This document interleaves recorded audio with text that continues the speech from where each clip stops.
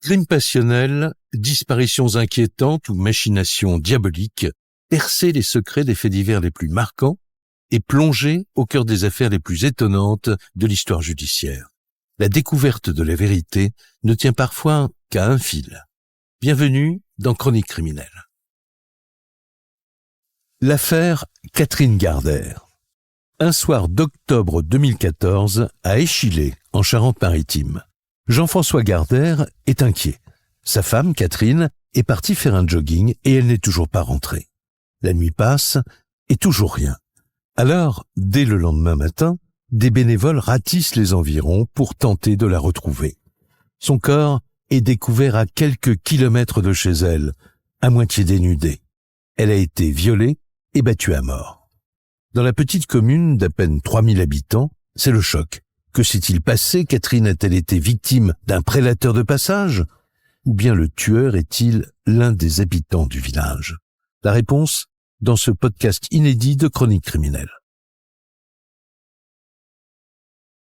Gendarmerie d'Oléron, en Charente-Maritime, mi-novembre 2014. Un jeune homme âgé de 22 ans se présente à une convocation. Il fait l'objet d'une plainte pour coups et blessures déposée par son ex-petit ami. Lors de ses auditions, il reconnaît les faits et accepte que les enquêteurs prélèvent son ADN. Les gendarmes ne le savent pas encore, mais ce prélèvement de routine est sur le point de relancer de façon spectaculaire une affaire criminelle qui sème la psychose dans toute cette région.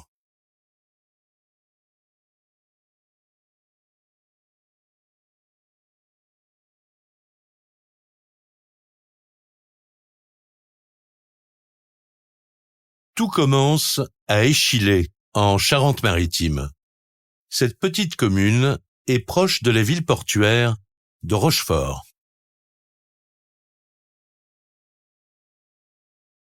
On est dans une région qui est quand même relativement calme, au bord de mer. Stéphane Manka, journaliste spécialiste des faits divers. On est au sud de Rochefort, c'est, on va dire, une petite banlieue un peu chic de Rochefort, voilà. On est relié à Rochefort par ce superbe monument qu'est le Transborder. Michel Gaillot, ancien maire d'Échillais.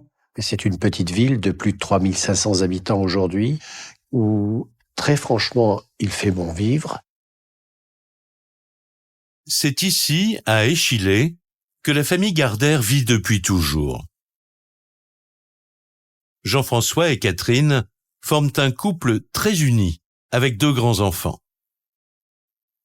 Donc il y a Jean-François le père, il y a les 2 filles et la mère. Tout le monde vit dans une maison assez cossue, confortable. On leur connaît pas d'histoire. C'est une famille discrète, une famille de bonne compagnie. Ce sont des gens bien, les Gardère. Catherine Gardère est âgée de 51 ans. Une mère de famille aimante et très soucieuse du bien-être des siens. En particulier d'Emma, sa cadette, et de Clotilde, sa fille aînée. C'est quelqu'un qui est très souriant. Clotilde Gardère, fille aînée de Catherine. Qui nous a toujours aidés à faire ce qu'on voulait faire. Qui prend beaucoup de place dans notre vie.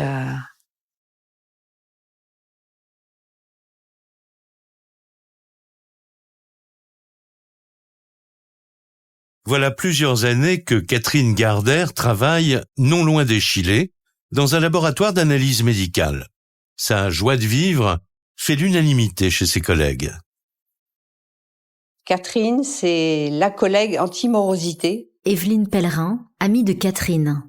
Parce que toujours le sourire. Catherine est quelqu'un de joyeux. Nous sommes toujours prêtes à avoir des bons fous rires. Dominique Torrent-Boiron, amie de Catherine. Elle aime le contact, donc tout le monde l'aime beaucoup, oui. Catherine Gardère, une femme connue et appréciée de tous. À Échillais, on la croise souvent en train de s'adonner à son activité favorite. Catherine Gardère, c'est une cinquantenaire qui porte bout. C'est une belle femme qui fait très attention à son corps, à son apparence. Et c'est vrai qu'elle pratique pas mal le sport, notamment la marche nordique, ce qui est un sport assez complet. C'était une de ses seules activités personnelles. Tout le reste, c'était pour les autres. Elle s'occupait beaucoup des autres. Franck Dupuis, avocat des parties civiles. Elle a une vie, oui, qu'on peut qualifier de parfaite, en tout cas très dynamique et dans le don de soi.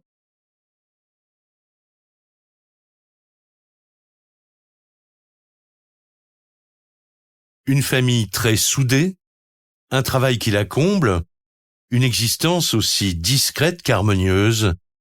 Tout paraît sourire à Catherine Gardère, jusqu'au jeudi 2 octobre 2014.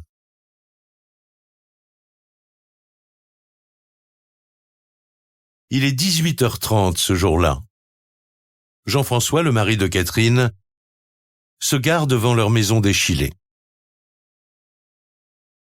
Monsieur Gardère rentre comme tous les soirs donc à son domicile et il constate que son épouse n'est pas là. Charles-Emmanuel Andreau, avocat des parties civiles. Il constate que ses chaussures ne sont pas là, que les bâtons de marche ne sont pas là. Il en déduit fort légitimement qu'elle est partie faire une marche nordique comme ils ont l'habitude de le faire. Mais, à mesure que les minutes passent, Jean-François commence à s'impatienter. Catherine, sa femme, a pour habitude de rentrer avant 18h. Il appelle son téléphone portable parce qu'il sait qu'elle part toujours avec son téléphone portable, justement par précaution. Et ce téléphone portable ne décroche pas. Personne au bout du fil. Le temps passe, et c'est là où la surprise va céder le pas à l'inquiétude. Alors c'est mon père qui m'appelle le jeudi soir, vers 19h30, en me disant qu'elle n'est pas rentrée à la maison.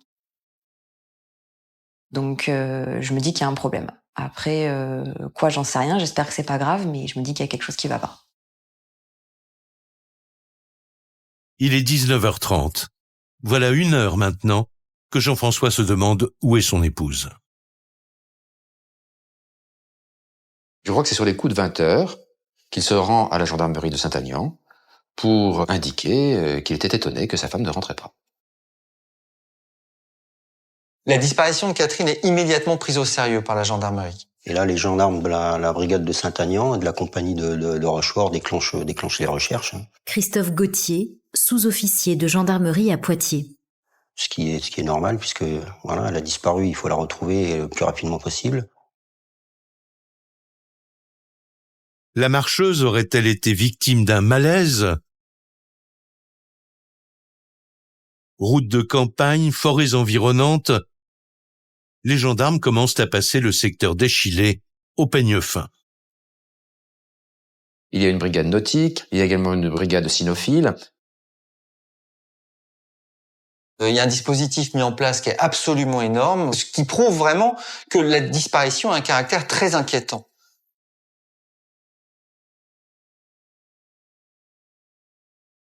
« 3 octobre 2014, 8h du matin. La nuit s'est écoulée et toujours aucune trace de Catherine Gardère. Alors que l'enquête de voisinage démarre, la population, elle, s'interroge. J'ai commencé moi aussi très sérieusement à m'inquiéter Michel Gaillot, ancien maire d'Échillé.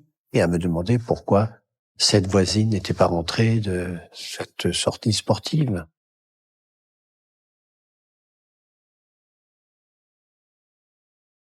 Elle n'avait aucune raison de fuguer, évidemment, de partir.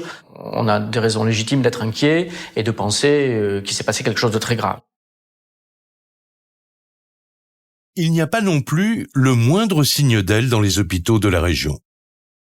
Reste à contacter un par un tous les membres de sa famille, ainsi que ses collègues du laboratoire. Et en effet, le lendemain matin, elle n'était pas là au travail. Là, par contre, j'ai eu un peu froid dans le dos. J'ai dit, si elle a été empêchée de ça, c'est que c'est très grave.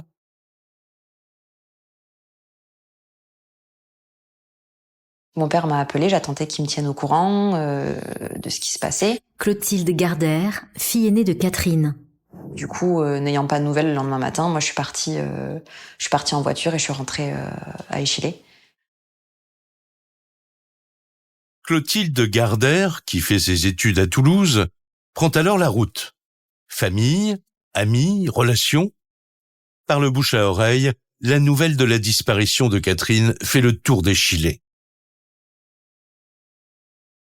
De nombreux habitants viennent prêter main forte aux enquêteurs et de nouvelles battues sont organisées. Donc les gendarmes ont été épaulés par une population active qui voulait savoir ce qui s'est passé. Il y a un véritable élan de solidarité qui se met en place de façon très spontanée. Mais c'est vrai qu'il y a eu, de la part des habitants d'Échillé, une réaction absolument remarquable.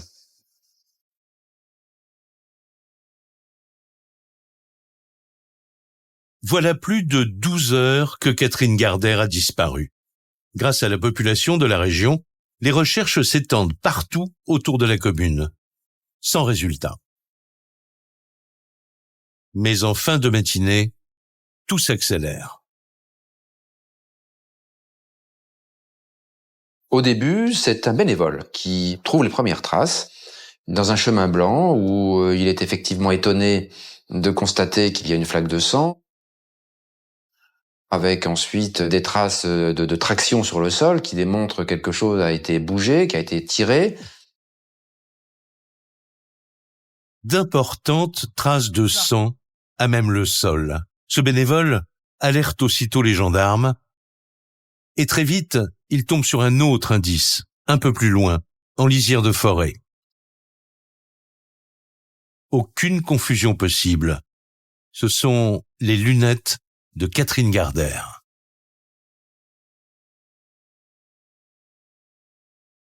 Et là, ils se sont mis à rechercher un petit peu autour de ces lunettes.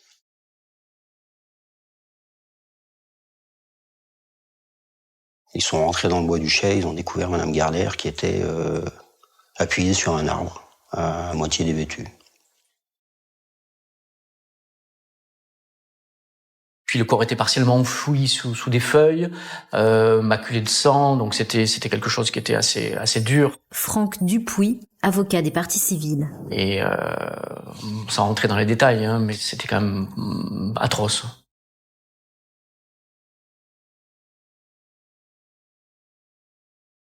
Catherine Gardère ne respire plus.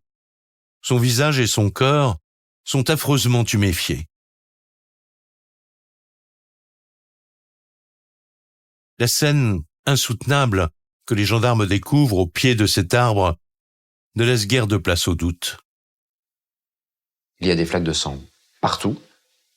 Et évidemment, il n'y a pas d'ambiguïté. C'est pas une mort naturelle. Au vu des constatations, il n'y a aucun doute, il s'agit d'un meurtre. Stéphane Manca, journaliste spécialiste des faits divers. C'est un crime absolument horrible.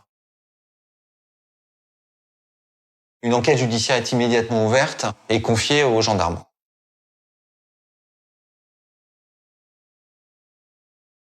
Catherine Gardère est presque méconnaissable. Elle porte à plusieurs endroits de très violentes traces de coups. Quant au mobile de ce crime, les enquêteurs doivent très vite se rendre à l'évidence. Vu comme on la découvre. Philippe Le Gall, sous-officier de gendarmerie à Poitiers. Elle est allongée sur le dos, toute la partie du bas est dévêtue. Le soutien-gorge est remonté au-dessus de la poitrine. Charles-Emmanuel Andreau, avocat des parties civiles. Tout de suite, on pense à une agression sexuelle. Sans que les investigations aient encore pu donner le résultat, bien sûr. Mais on pense immédiatement à ça. Un crime à caractère sexuel. D'un seul coup, pour la gendarmerie, l'affaire prend une autre tournure. Pas question de laisser tomber le moindre indice ou le moindre détail au hasard. Toute la scène de crime, donc tous les alentours sont gelés, donc l'accès au chemin et au bois est bouclé. Les techniciens font un cheminement, donc ils partent du chemin jusqu'au corps, quoi. Leur premier travail, c'est de prendre les photos, de prendre des mesures. Christophe Gauthier, sous-officier de gendarmerie à Poitiers. Et puis de faire différents prélèvements. Alors on prélève tout ce qui peut être indices, traces, style mégot, canette de bière. On met sous scellé pour les envoyer à l'analyse.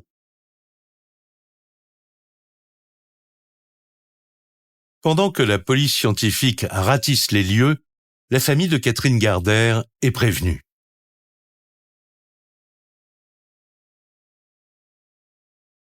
Lorsque la nouvelle tombe, Clotilde, sa fille, vient tout juste de rejoindre le domicile familial.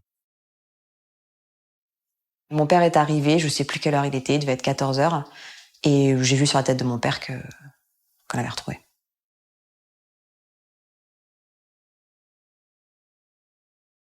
J'avais rarement vu mon père pleurer aussi, donc évidemment, on se demande, on sait plus où on est, quoi. Moi, je savais plus où j'étais, je comprenais pas ce qui s'était passé. Je me suis dit que là, c'était la fin de quelque chose, quoi. Pour Emma et Clotilde, les filles de Catherine, pour son mari Jean-François, le choc est terrible. Du jour au lendemain, la mort de cette mère de famille laisse un vide vertigineux. Elle prenait beaucoup de place dans toutes nos vies, donc du coup, d'un coup, en fait, il n'y a plus personne. Il n'y a pas eu de fin pour nous, en fait. Moi, je l'avais vue 3 jours avant. Clotilde Gardère, fille aînée de Catherine. On a l'impression qu'elle est juste partie. Donc ça, déjà, c'est difficile de se mettre en tête qu'elle reviendra pas. Et il a fallu réapprendre à vivre différemment.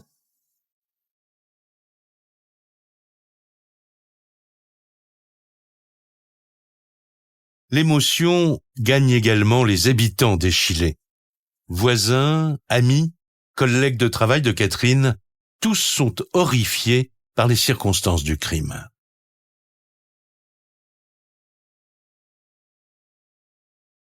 On a eu tous les détails, forcément. C'est un acharnement. Évelyne Pellerin, amie de Catherine. C'est un monstre qui se défoule complètement sur un pantin, en fait. Voilà. Je peux pas imaginer. C'est au-dessus de mes forces, ça. Dominique Torrent-Boiron, amie de Catherine. Pour moi, c'est un monstre, mais il n'y a pas d'autre mot. Imaginez ce que ça représentait comme horreur. Michel Gaillot, ancien maire d'Échillais. D'apprendre qu'une habitante de son village avait été assassinée dans les bois que l'on connaît et qui sont plutôt des lieux ici de bonheur et de plaisir.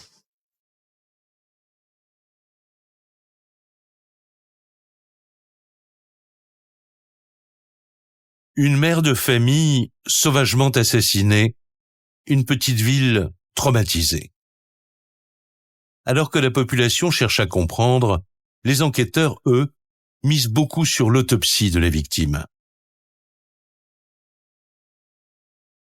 Le médecin légiste conclut à une mort suite à des coups violents portés sur tout le corps, notamment au niveau de la tête. Son visage est tuméfié. Très vite, le médecin légiste constate aussi que ses côtes sont cassées. Elle a été l'objet d'une haine et d'une violence incroyable.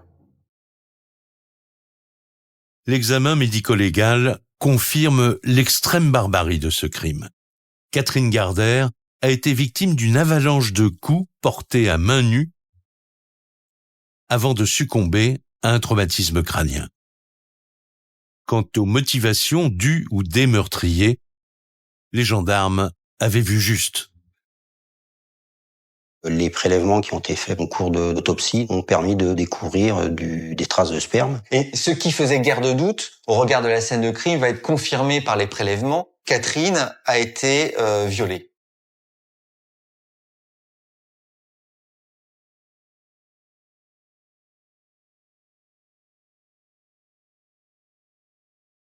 L'autopsie réserve cependant une surprise aux enquêteurs. Le médecin légiste leur livre un élément nouveau qui va se révéler de la plus haute importance. Il parvient à isoler un profil génétique.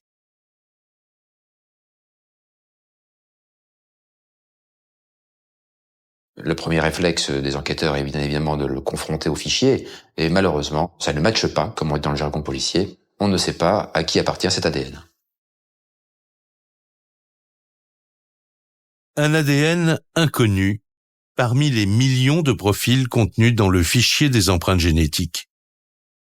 Tandis que l'enquête piétine, le crime fait la une des médias régionaux.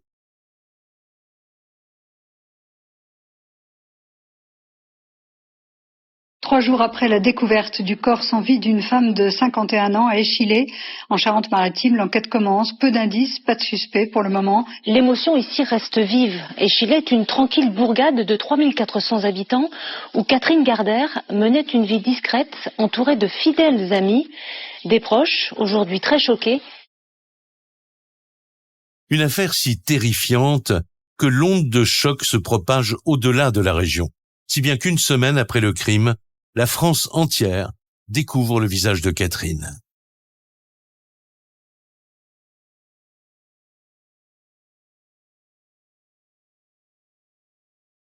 Madame, Monsieur, bonsoir. Dans l'actualité de ce samedi, une marche blanche était organisée cet après-midi à Échillé à la mémoire de Catherine Gardère. Plusieurs centaines de personnes ont répondu présent. En tête de la marche, les proches de la victime, ainsi que la plupart de ses collègues et amis. On était pratiquement toutes là, très recueillies, très dignes, un peu à l'image de la famille de Catherine. Dans cette marche blanche, ce qui se dégageait, c'est une énorme émotion. Il y avait véritablement une communion autour de la famille Gardère, et c'était beaucoup d'émotions. C'est la première fois que je vis un moment aussi profondément intense de dignité et de recueillement à la mémoire de cette dame d'Échillé qui nous manque cruellement. C'est très dur. Un rassemblement que les gendarmes surveillent à distance, en toute discrétion. Car selon eux, dans ce genre de crime, il est parfois arrivé que l'assassin se glisse au milieu de la foule. Mais ils ne remarquent rien ce jour-là de véritablement suspect. C'était assez bizarre parce qu'il y avait beaucoup de personnes qui étaient là. Moi, j'en connaissais pas la moitié. J'avais pas mal d'amis qui étaient là autour de moi. Et on avait un peu peur que la personne soit là, parce qu'on s'imagine un petit peu tout et n'importe quoi. La peur à ce moment-là, Stéphane Manka, journaliste spécialiste des faits divers. c'est qu'il y ait un détraqué, un criminel sexuel qui rôde dans la région et que ça recommence, que ça se représente.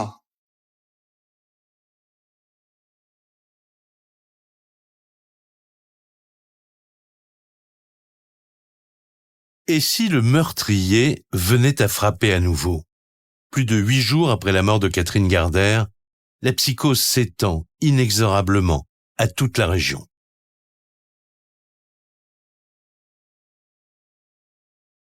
Tout le monde se sentait concerné. Franck Dupuis, avocat des parties civiles. On a peur pour nos filles, on a peur pour nos épouses, pour nos sœurs. Les gens ont pris conscience à ce moment-là que ça pouvait leur arriver.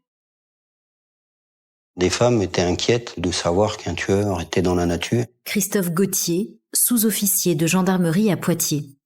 et qu'on n'avait toujours pas arrêté. Il fallait trouver qui c'était assez rapidement. Ouais.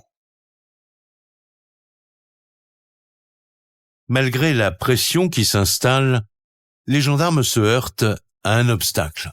Cet ADN masculin, isolé sur la scène de crime, demeure inconnu.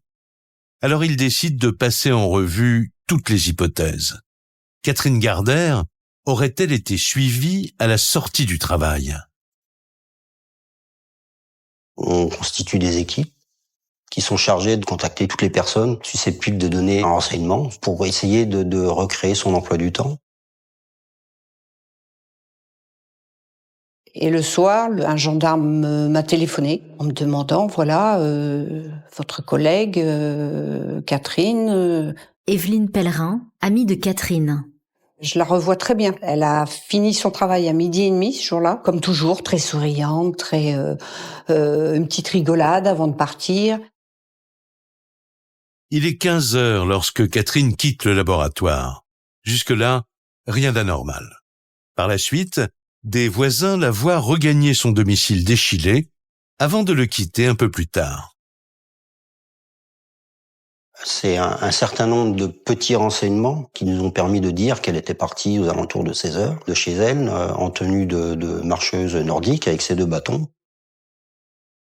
Elle a pris donc le chemin pour pratiquer son sport de marche nordique. Charles-Emmanuel Andro, avocat des parties civiles. Et c'est un parcours habituel des époux Gardère. C'est donc sur ce trajet de quelques kilomètres qui longe le canal de la Bridoire que tout s'est joué. Pour les gendarmes, le scénario est le suivant. Catherine Gardère a été attaquée sur le chemin, puis traînée dans les bois pour y être violée et battue à mort. Le crime de rôdeur est désormais l'hypothèse numéro 1. On a imaginé effectivement une mauvaise rencontre avec Dieu sait qui. Lee Takedmit, avocat de la défense. Puisque, encore une fois, le fait que les empreintes génétiques n'aient pas matché posait une vraie difficulté aux enquêteurs. Ils n'avaient finalement absolument rien à quoi se rattacher au tout début. Impossible pour les gendarmes d'exploiter le seul indice dont ils disposent, ce fameux ADN masculin. Il leur faut donc prélever les profils génétiques de tous les hommes qui fréquentent les lieux. Cette enquête est tout simplement en train de changer de dimension.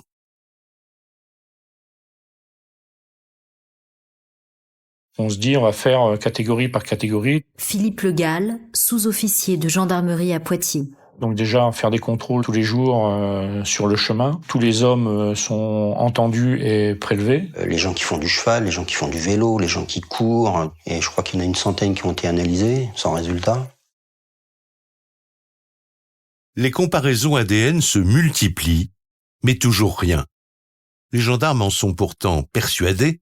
La clé du mystère se trouve ici, quelque part autour du canal de la Bridoire. Bref, il y a véritablement des investigations un peu tous azimuts pour avancer, puisque l'objectif, on l'a bien compris, c'est de faire matcher l'ADN.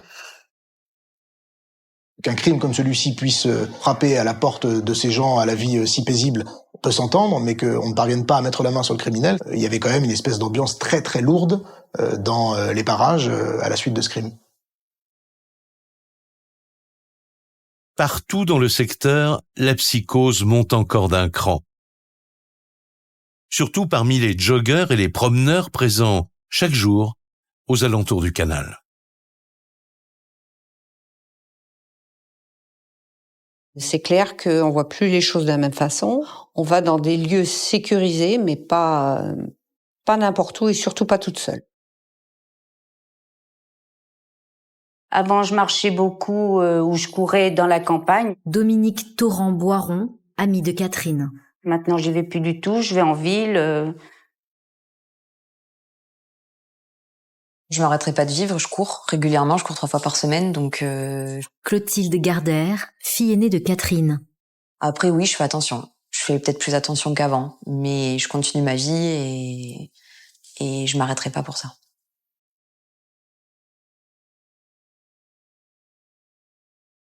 La population doit se résigner à vivre dans l'angoisse, d'autant que l'enquête, elle, fait du surplace. Voilà 2 semaines déjà que Catherine a été tuée. C'est là qu'un témoin inespéré finit par se manifester. Il se souvient avoir remarqué quelque chose le jour du crime. Souvent, sur ce canal, il y a des pêcheurs, dont un qui indique aux gendarmes de façon explicite qu'il a bien vu une personne d'une 50aine d'années avec des bâtons de marche. Il va expliquer qu'il a vu Madame Gardère et qu'à un moment donné, un jeune pêcheur qui était au bord du canal l'aurait suivi. Un témoignage providentiel. Les enquêteurs tiennent enfin un début de piste, ce jeune homme qui semblait suivre la victime. Mais par la suite, le témoin n'a rien noté de véritablement suspect. Et ce même pêcheur indique aux gendarmes qu'il a revu 3/4 d'heure après un jeune homme revenir donc sur ses pas, pêcher quelque temps, plier ensuite sa canne à pêche et repartir comme si de rien n'était. Ah, il avait l'air tout à fait normal, oui. Il avait pas l'air perturbé, ni en train de courir, non. Christophe Gauthier, sous-officier de gendarmerie à Poitiers. Puisqu'il a repêché derrière avant de repartir d'où il était venu. Un détail interpelle les gendarmes. Le moment où ce jeune homme s'est absenté correspond très précisément à l'heure du crime. Aurait-il croisé la route de Catherine Gardère? On a exploré beaucoup de pistes en pensant que c'était quelqu'un qui fréquentait ce bois-là. Et puis, on se concentrait sur la fin, sur ce pêcheur. Donc évidemment, cet homme inconnu... Stéphane Manca, journaliste spécialiste des faits divers. Ce jeune homme devient immédiatement le suspect numéro 1. Mais personne, malheureusement, n'a revu le suspect dans les parages depuis le meurtre. Un portrait robot est établi, car les gendarmes espèrent que quelqu'un va finir par l'identifier. On ratisse comme d'habitude, et on ne trouve rien dans un premier temps. Mais dans cette affaire, les gendarmes vont avoir une chance extraordinaire, qui d'un coup va permettre de faire avancer l'enquête, mais de manière considérable. L'ADN va finir par matcher. Nous avons maintenant un nom Charles-Emmanuel Andreau, avocat des parties civiles. correspondant à l'ADN prélevé sur le corps de la victime. C'est le coup de théâtre. Voilà presque un mois que cet ADN masculin restait inconnu. Et là, miracle, le fichier des empreintes génétiques livre une information cruciale. Ce profil appartient à un habitant de la région, un certain Jérémy Tiberghien.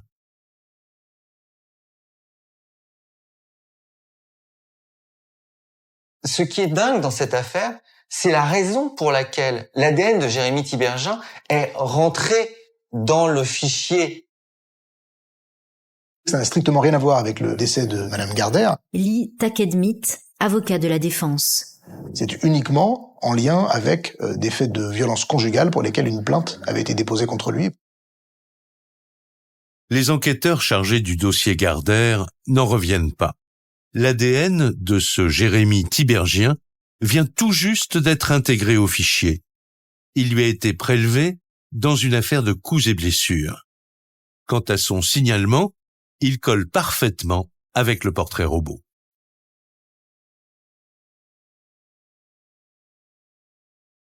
Il correspond aux descriptions qu'en ont fait les 3 pêcheurs qui avaient vu cette espèce de garçon traîner dans le coin.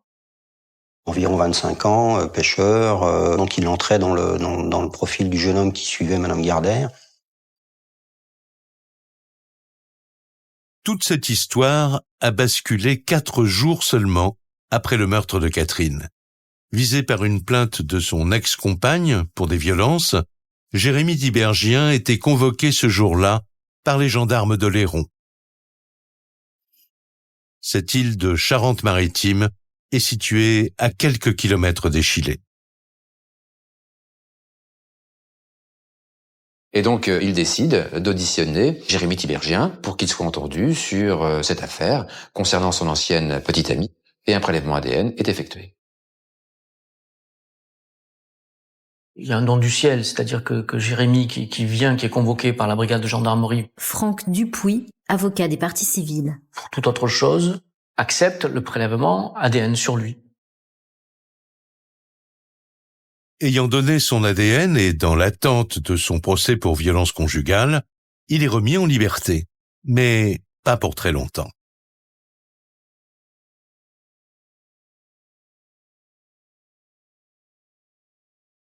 Car du côté de l'enquête criminelle, les gendarmes savent qu'il s'agit là d'une avancée décisive. Et puis, le profil de ce Jérémy Tiberghien a de quoi les intriguer. On a fait ce qu'on appelle son curriculum vitae, donc son environnement auprès des personnes qu'il a fréquentées, de la famille, des amis, du travail.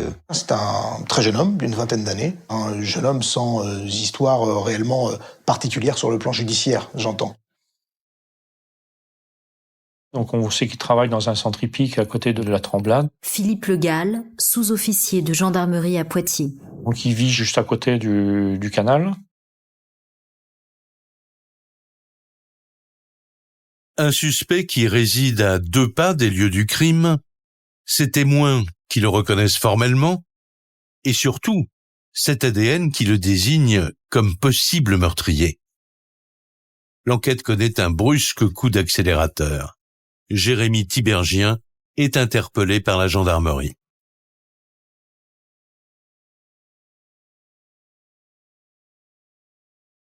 Arrestation hier matin d'un homme soupçonné du meurtre d'une randonneuse dont le corps avait été retrouvé il y a un mois. Suite de l'affaire du meurtre de la marcheuse d'Échillé en Charente-Maritime, un suspect arrêté hier matin est toujours en garde à vue. 21 novembre 2014, 6 semaines après le meurtre. Comme toute l'opinion publique, la famille de Catherine Gardère découvre le nom et le visage de Jérémy Tiberghien. Et là, ce qui m'a choqué, c'est son âge. Je me suis dit, 22 ans. Clotilde Gardère, fille aînée de Catherine. Il est plus jeune que moi. Là, je comprends pas. Là. Je me dis, qu'est-ce qui s'est passé?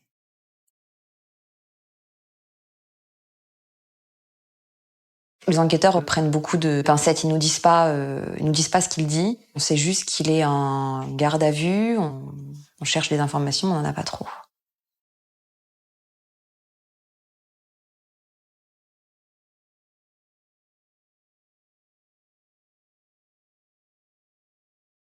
Section de recherche de la gendarmerie de Poitiers. Jérémy Tiberghien est interrogé depuis 24 heures par les enquêteurs. Jusque-là, rien ne filtre de ses auditions. D'autant que le suspect l'affirme, il ne sait rien sur la mort de Catherine Gardère. Au départ, il nous dit qu'il ne sait pas pourquoi on l'interpelle et tout, donc on attaque les faits. Il nous dit qu'effectivement, il a été pêché, qu'il a croisé personne. Donc il pêchait bien au canal de la Bridoire, mais à l'opposé de l'endroit où Madame Gardère a été trouvée. Christophe Gauthier, sous-officier de gendarmerie à Poitiers. Qu'il a jamais mis les pieds dans le bois du Chai. Je ne sais pas exactement pourquoi vous me posez ces questions et pourquoi vous m'interrogez sur ce crime. Je suis complètement étranger à cette histoire. Pourtant, les témoins sont tous formels. C'est bien lui qu'ils ont vu pénétrer dans ce bois alors qu'il emboîtait le pas de la future victime. Sans relâche, les gendarmes continuent de l'interroger sur cet après-midi où il prétend ne s'être adonné qu'à 2 activités, la promenade et la pêche. Mais, progressivement, le jeune homme commence à vaciller.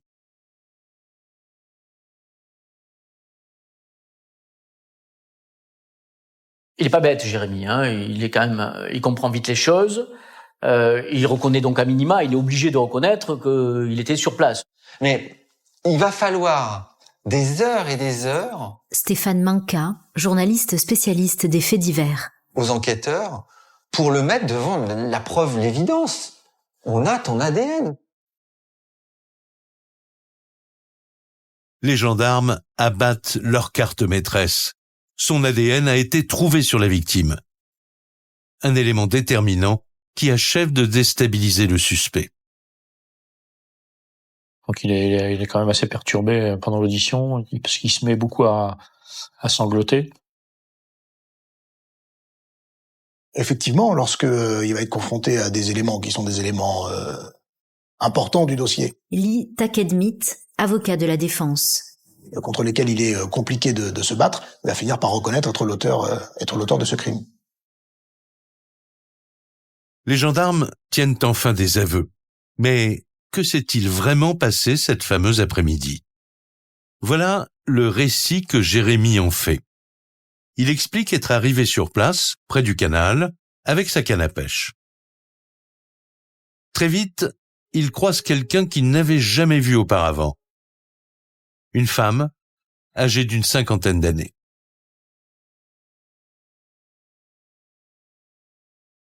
Ce qu'il va expliquer, c'est qu'effectivement, il voit cette femme passer, et que pour une raison qu'il ne parvient pas à s'expliquer, il va décider de la suivre. Il indique qu'il s'est mis à courir. Charles-Emmanuel Andro, avocat des parties civiles. Et arrivé à sa hauteur,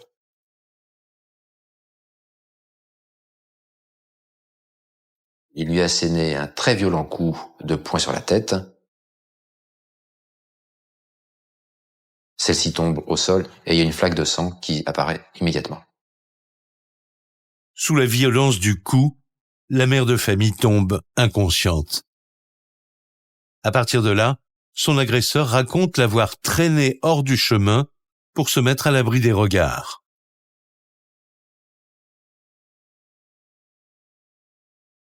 Il la tire dans le bois, il lui met des coups de pied dans la figure, sur le corps et tout. Il la positionne sur le ventre, il la retourne, la déshabille, se met sur elle et la viole, quoi. Il va décrire la scène de viol, qui est terrible, hein. On est face à... on est face à une scène vraiment bestiale. La scène dure, on ne sait pas combien de temps. Face aux gendarmes, Jérémy Tiberghien ne met aucun détail de la scène.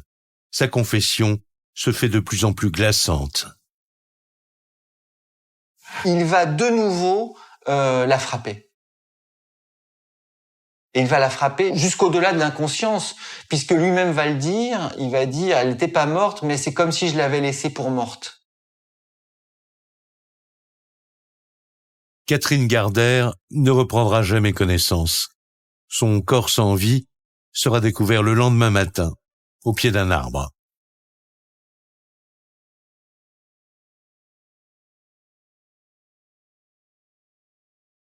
Pourquoi un tel déchaînement de violences meurtrières? Alors que le suspect vient de passer aux aveux, le procureur de la République fait une déclaration officielle. Le mis en cause évoque à cette heure une pulsion et dit ne pas comprendre le pourquoi de son crime, dont la motivation paraît d'emblée de nature sexuelle. Il a également indiqué qu'il avait agi seul, ce qu'aucun élément de l'enquête ne permet d'infirmer. 24 novembre 2014. Jérémy Tiberghien est placé en détention provisoire. Après des semaines d'angoisse et d'incompréhension, les proches de Catherine Gardère commençaient à perdre espoir. Ça a été à la fois un soulagement Michel Gaillot, ancien maire d'Échillais. et en même temps un nouvel effroi de savoir que c'était un jeune qui avait commis ce crime dans ce bois. J'étais bien contente qu'on ait pu le retrouver. Dominique Torrent-Boiron, ami de Catherine. Parce que j'avais peur dès le départ que ça reste un crime pas élucidé, quoi. J'ai eu tout de suite le réflexe de chercher sur Facebook. Evelyne Pellerin, amie de Catherine.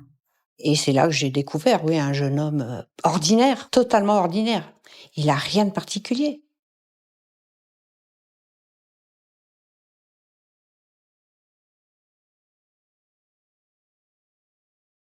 Le meurtre de Catherine Gardère est élucidé. Pour autant, certaines interrogations restent sans réponse quant à Jérémy Tiberghien. Qui se cache derrière ce jeune homme, a priori sans histoire? Pourquoi a-t-il commis un meurtre d'une telle sauvagerie?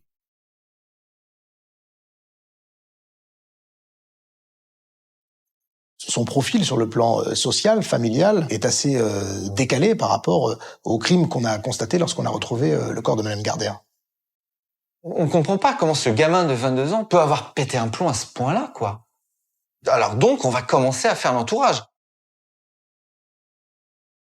Enfance, famille, relations, tout dans son existence est passé au crible par les enquêteurs. Une histoire presque banale, quoique marquée par un parcours familial chaotique. Son histoire de vie commence de manière particulière. Catherine Amédreau, expert psychologue. Sa mère tombe enceinte, Elle part à La Réunion, il naît à La Réunion dans le secret du père, donc le père n'est pas au courant. C'est-à-dire il se sent plutôt miséreux malgré tout, hein. Miséreux, laissé pour compte. Il est pas très sociable, il a pas de potes, il a pas de copains. Il fait un peu attention à lui, il aime bien se coiffer. On le voit hein, sur les photos, il fait un peu gaffe à son apparence physique pour finalement pratiquer la seule activité qu'on lui connaisse, c'est-à-dire draguer des filles. Jérémy arrive en métropole à l'âge adulte pour chercher du travail. C'est là qu'il noue plusieurs histoires sentimentales avec des jeunes femmes. Toutes sont interrogées et toutes dressent le même portrait de lui. Le rapport à la femme est un rapport tendu, de conflit, de rivalité. Toutes les copines qui ont eu affaire à Jérémy Tiberghien Christophe Gauthier, sous-officier de gendarmerie à Poitiers. Ont eu affaire à un homme violent qui, dès qu'il était contrarié, devenait violent avec ses copines, voire très très violent. Interrogé par le juge d'instruction, Jérémy Tiberghien ne peut que reconnaître ses accès de violence, tout en les justifiant par ce qu'il aurait vécu dans son enfance. On comprend très très vite qu'il y a un grand vide intérieur, il y a des manques qui sont là, il laisse comprendre qu'il a reçu de nombreux coups. Des témoins viendront l'attester, Jérémy était bien un enfant battu. D'après lui, c'est même là qu'il faut chercher les raisons de son déchaînement de violence. D'ailleurs, concernant le meurtre lui-même, il décide de livrer une nouvelle version des faits. Il dit pareil qu'il suit Madame Gardère. Philippe Le Gall, sous-officier de gendarmerie à Poitiers. Mais qu'une fois qu'il arrive derrière elle, c'est elle qui se retourne et qui lui donne un coup de bâton. Celle-ci est prise par une espèce de mouvement de sursaut, probablement par la peur, et que c'est ce coup porté avec le bâton qui va déchaîner sa fureur. Face au magistrat, Jérémy Tiberghien est catégorique. Il n'aurait fait que répondre à cette supposée agression par la violence jusqu'à commettre l'irréparable. Et du coup, je me suis énervé. Stéphane Manca, journaliste spécialiste des faits divers. Et je suis allé trop loin. Je l'ai laissée pour morte. Pour lui, c'est... Alors je vais exagérer, mais entre guillemets, la légitime défense, quoi. Un acte qui, selon lui, donc, s'apparenterait à de la légitime défense. Et quand le jeune homme est questionné sur l'extrême violence du crime, il avance là encore une explication. J'ai dû sortir de moi-même pour commettre cet acte. Franck Dupuis, avocat des parties civiles. Donc c'est pas vraiment moi. Moi, je suis pas comme ça. Ou si je l'ai été à ce moment-là, ça s'explique par les traumatismes. Et qu'on le veuille ou non, c'est un môme qui a été cassé par la vie, qui a été cassé par l'éducation qu'il n'a pas reçue comme il aurait dû la recevoir. Il va, du coup, inverser son système de défense et dire « Mais je n'ai rendu que la violence que j'ai subie. » Alors, les jurés de la cour d'assises lui accorderont-ils, lui ou non, des circonstances atténuantes ?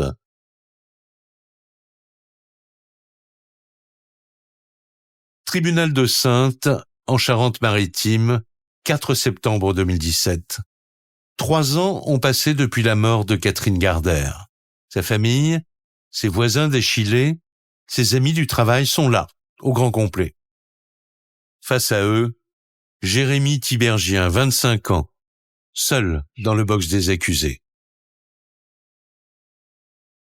J'y vais pour voir quelle personnalité et qui a pu faire ça. Clotilde Gardère, fille aînée de Catherine.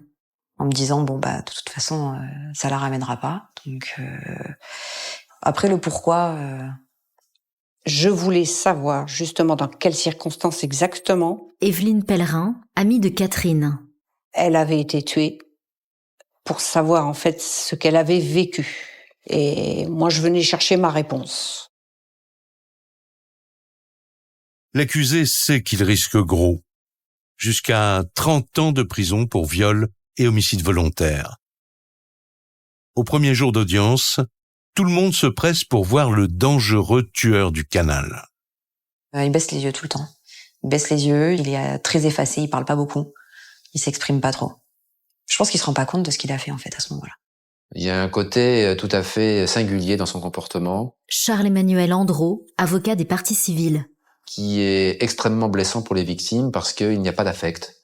C'est vraiment la froideur du serpent. Il n'y a pas de bonne attitude à avoir. Si vous présentez des excuses, on va dire que c'est calculé pour essayer d'apitoyer les parties civiles et d'obtenir un jugement de leur part qui serait moins sévère. Lee Takedmit, avocat de la défense. Et par effet miroir, un jugement de la cour d'assises qui le serait également. C'est là que son avocat tente le tout pour le tout. Il invoque tout d'abord son passé d'enfant battu, mais surtout, son client, dit-il, a des révélations à faire sur un autre traumatisme.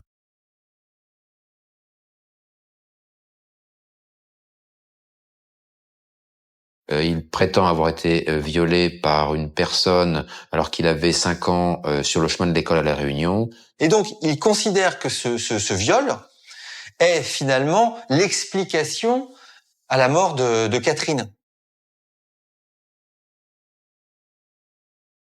Une histoire impossible à vérifier. Mais le procès est peut-être en train de basculer. Cette ligne de défense provoque la stupeur sur le banc des parties civiles. Ça me met en colère parce que... Dominique Torrent-Boiron, ami de Catherine. À chaque fois, on essaie de donner des excuses. Une enfance difficile n'est pas une excuse pour moi. Toutes sortes d'excuses parce qu'on aurait eu un père violent. Michel Gaillot, ancien maire d'Échillais. Que l'on aura vécu des sévices sexuels, que on connaît presque ces arguments par cœur. Ce que j'ai entendu ne m'explique absolument pas l'horreur de ce qu'il a fait. Un crime d'une extrême violence que les jurés de la cour d'assises gardent à l'esprit. En particulier, lorsque Emma et Clotilde, les 2 filles de Catherine, s'avancent à la barre. Ils ont parlé de leur mère, la larme à l'œil, comme étant, voilà, maman, c'était ça, c'était. Et déjà, parler de leur mère au passé, c'est quelque chose qui était bouleversant. Et je pense que le message est bien passé dans l'esprit des jurés, où ils ont bien compris ce que c'était qu'une maman qui disparaissait dans ces conditions, et que le quotidien en était complètement bouleversé. On vit différemment, en fait. Ça a été difficile... Ça a été très difficile au tout début pour reprendre des repères, en fait, parce que tout change. Et c'est vrai qu'à la maison, au lieu de 4, on est 3, et quand on rentre, c'est plus pareil. C'est différent. Des paroles qui résonnent encore lorsque Jérémy Tiberghien se lève. Dans un silence de mort, il s'adresse une dernière fois à la famille de sa victime. Il fait des excuses à demi-mot. Il ne regarde pas, il ose pas, donc il s'excuse rapidement à la fin, à demi-mot.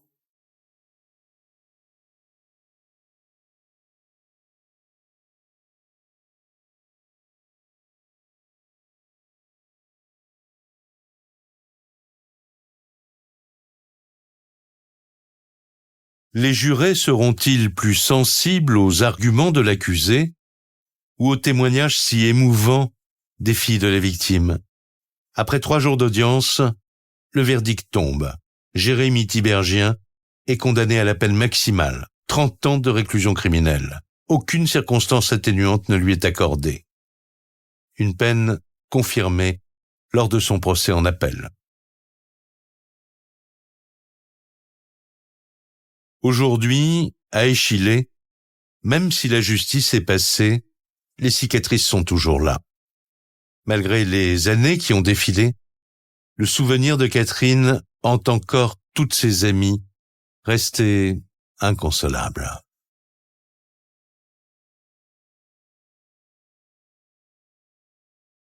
C'est vrai que, on l'a dit avec les collègues, il y a un avant et un après. Parce qu'à l'époque, on était une équipe très soudée, et oui, ça nous manque parce qu'on riait beaucoup avec elle. On a tellement bien ri ensemble que oui, je peux pas penser au laboratoire sans elle. Pour moi, à la limite, elle est toujours vivante.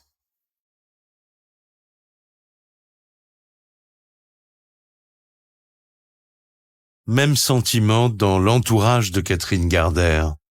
Pour Clotilde, sa fille aînée, comme pour toute sa famille, il est difficile de tourner véritablement la page de cette tragédie. Je sais pas si j'ai fait mon deuil ou pas. Je sais pas. C'est compliqué de dire comment on fait son deuil en fait. J'en sais rien. C'est la première fois que ça m'arrive, donc je sais pas comment ça se passe. Je sais pas comment on fait. Je me dis juste qu'elle est plus là pour toutes les étapes qui nous restent à vivre, mais après je sais pas si j'ai fait mon deuil.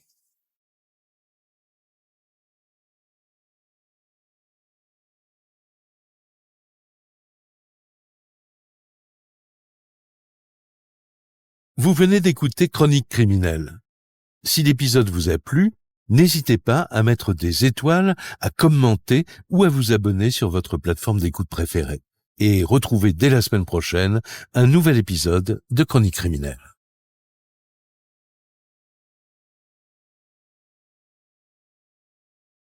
Crimes passionnels, disparitions inquiétantes ou machinations diaboliques, percez les secrets des faits divers les plus marquants et plongez au cœur des affaires les plus étonnantes de l'histoire judiciaire.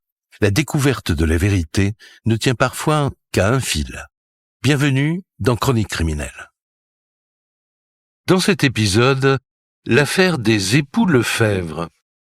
Saujon, en Charente-Maritime, le 27 février 2015. Thierry et Marie-Hélène Lefebvre, 55 ans tous les deux, sont retrouvés morts dans leur appartement dévasté et à moitié brûlé. Ils ont été roués de coups. Qui aurait pu leur en vouloir au point de les assassiner si violemment? Les enquêteurs découvrent bientôt que l'un des témoins n'a pas dit toute la vérité. Pire, il cacherait même une double vie. Alors les policiers vont-ils réussir à reconstituer le scénario de cet effroyable meurtre? La réponse dans ce nouveau podcast de Chronique criminelle. Samedi 28 février, dans une petite ville de Charente-Maritime. Il est 2 heures du matin. Des gendarmes pénètrent dans un appartement.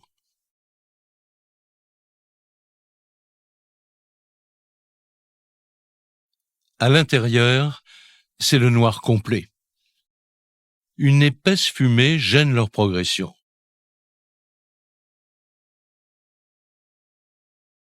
L'un des gendarmes tâtonne, éclairé par sa lampe torche. Soudain, il bute sur un corps. C'est le cadavre d'une femme.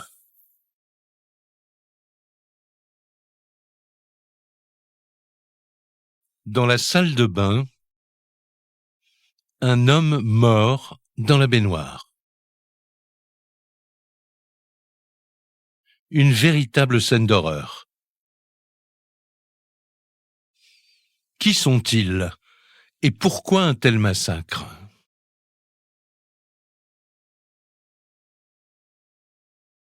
Tout commence quelques heures plus tôt dans la petite ville de Saujon, en Charente-Maritime, une commune située non loin des célèbres stations balnéaires de Royan et de l'île d'Oléron. Saujon, c'est une petite bourgade, je crois que c'est 7000 habitants dans le sud du département. Claude Renaudi, avocat des parties civiles. On est entre Saintes, Royan, en bord de mer. C'est une commune tranquille. Thierry et Marie-Hélène Lefebvre vivent dans une résidence à l'entrée de Saujon. À 55 ans, ils sont parents de 2 grands-enfants, Angéline et Sylvain, qui ont quitté le foyer familial il y a quelques années. Depuis, le couple s'est réinventé une petite vie paisible à 2. Un couple qui faisait pas parler de lui, donc c'était des gens discrets. Stéphane Ferry, avocat des parties civiles.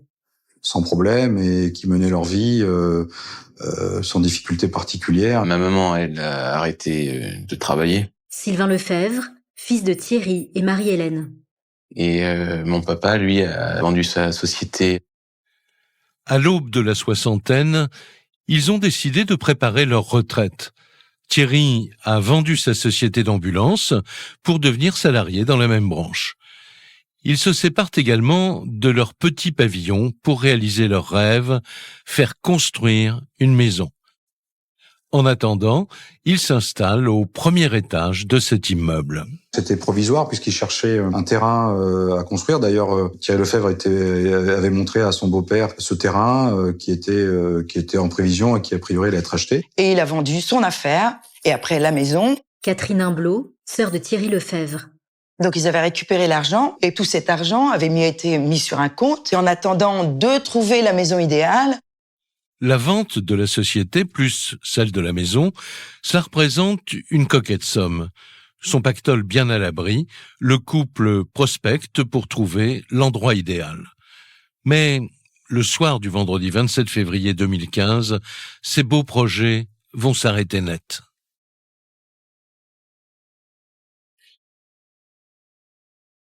Il est 23h30. Tout est calme et silencieux dans la résidence. Lorsque l'un des habitants remarque une odeur suspecte.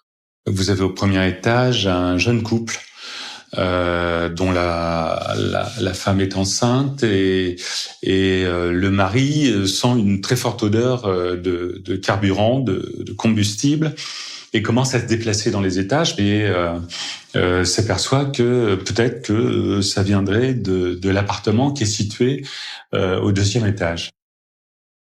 Et il va taper à la porte, mais ça ne répond pas. Donc et là, il se rend compte qu'il y a véritablement un problème parce qu'il y a une odeur qui est quand même très forte et qui est totalement anormale. L'odeur provient de l'appartement de Thierry et de Marie-Hélène. Inquiet, le voisin appelle tout de suite les pompiers. Par chance, le centre de secours est situé à une centaine de mètres de la résidence. Quelques minutes plus tard, ils arrivent sur place. Donc il y a l'équipe de pompiers qui monte par les communs et qui arrive devant la porte de l'appartement des époux Lefebvre. Les pompiers ne perdent pas une minute. Ils sonnent, personne ne répond, alors ils forcent la porte. C'est relativement difficile, manifestement, puisqu'elle est fermée à clé de l'intérieur. Et puis il y a une équipe qui rentre par le balcon. Donc il y a deux équipes qui rentrent dans l'appartement. L'appartement est en fumée. Nathanaël Ormilien, avocat des parties civiles. Avec un plafond de fumée très sombre et très bas. Et les pompiers s'aperçoivent que le feu prend pas. C'est de la fumée qui s'échappe. Dans l'appartement, l'air est irrespirable, la visibilité quasi nulle. Les pompiers se mettent en quête de Thierry et de Marie-Hélène. Dès les premiers mètres, ils font une effroyable découverte. Très vite, ils ont aperçu sur la gauche un corps dans une chambre qui lui-même fumait aussi, parce qu'il y avait de la fumée sur ce corps. Donc ils l'ont tout de suite évacué et ils l'ont posé dans l'entrée, en se rendant compte que manifestement cette personne était décédée. L'un des pompiers qui est sur place est un des voisins de l'immeuble et il va pouvoir constater qu'il s'agit bien de Madame Lefebvre. Il n'y a aucun doute, Marie-Hélène Lefebvre est morte. Les pompiers continuent leur progression dans l'appartement à la recherche de son mari. Peut-être est-il encore en vie. Mais leurs espoirs sont vite déçus. Ils se rendent ensuite dans d'autres pièces et découvrent un deuxième corps dans une salle de bain. Le corps de Monsieur Lefebvre, qui lui aussi était dans la baignoire, couché.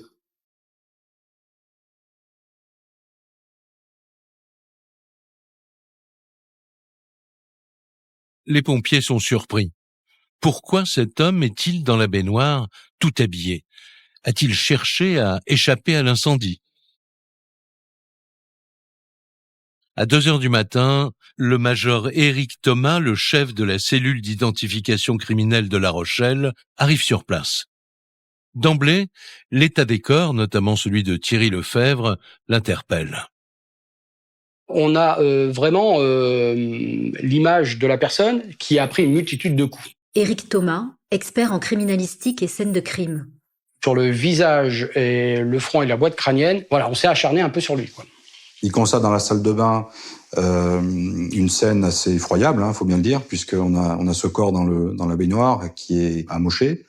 Et il y a du sang sur les murs, du sang qui a été projeté un peu partout. Dans ma carrière, des scènes violentes, j'en ai beaucoup vu. Celle-ci fait partie des plus violentes, oui. D'après les premières constatations des pompiers, l'incendie n'est pas accidentel. Aurait-il été allumé pour masquer l'assassinat des époux Lefebvre? Si c'est le cas, qui aurait pu leur en vouloir au point de les faire brûler dans leur appartement?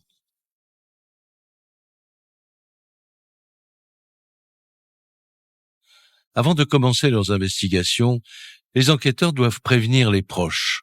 Un terrible choc pour toute la famille. Je reçois un appel de la gendarmerie de Saujon qui m'annonce qu'il faut que je vienne au plus vite. Il s'est passé quelque chose avec mes parents. Ils restent évasifs, mais tout en me disant qu'ils sont décédés. On ne sait pas ce qui s'est passé, on comprend rien. Après, j'ai pas voulu tout de suite croire. À la fin de l'appel, j'ai essayé de contacter ma mère sur son téléphone. Voilà. Sans réponse, bien sûr. La nouvelle plonge la famille dans la sidération. Pourquoi Thierry et Marie-Hélène ont-ils été massacrés de cette façon? Ce couple, apparemment sans histoire, avait-il des ennemis? Pour avoir un début de réponse, ils devront attendre que les gendarmes commencent leur enquête.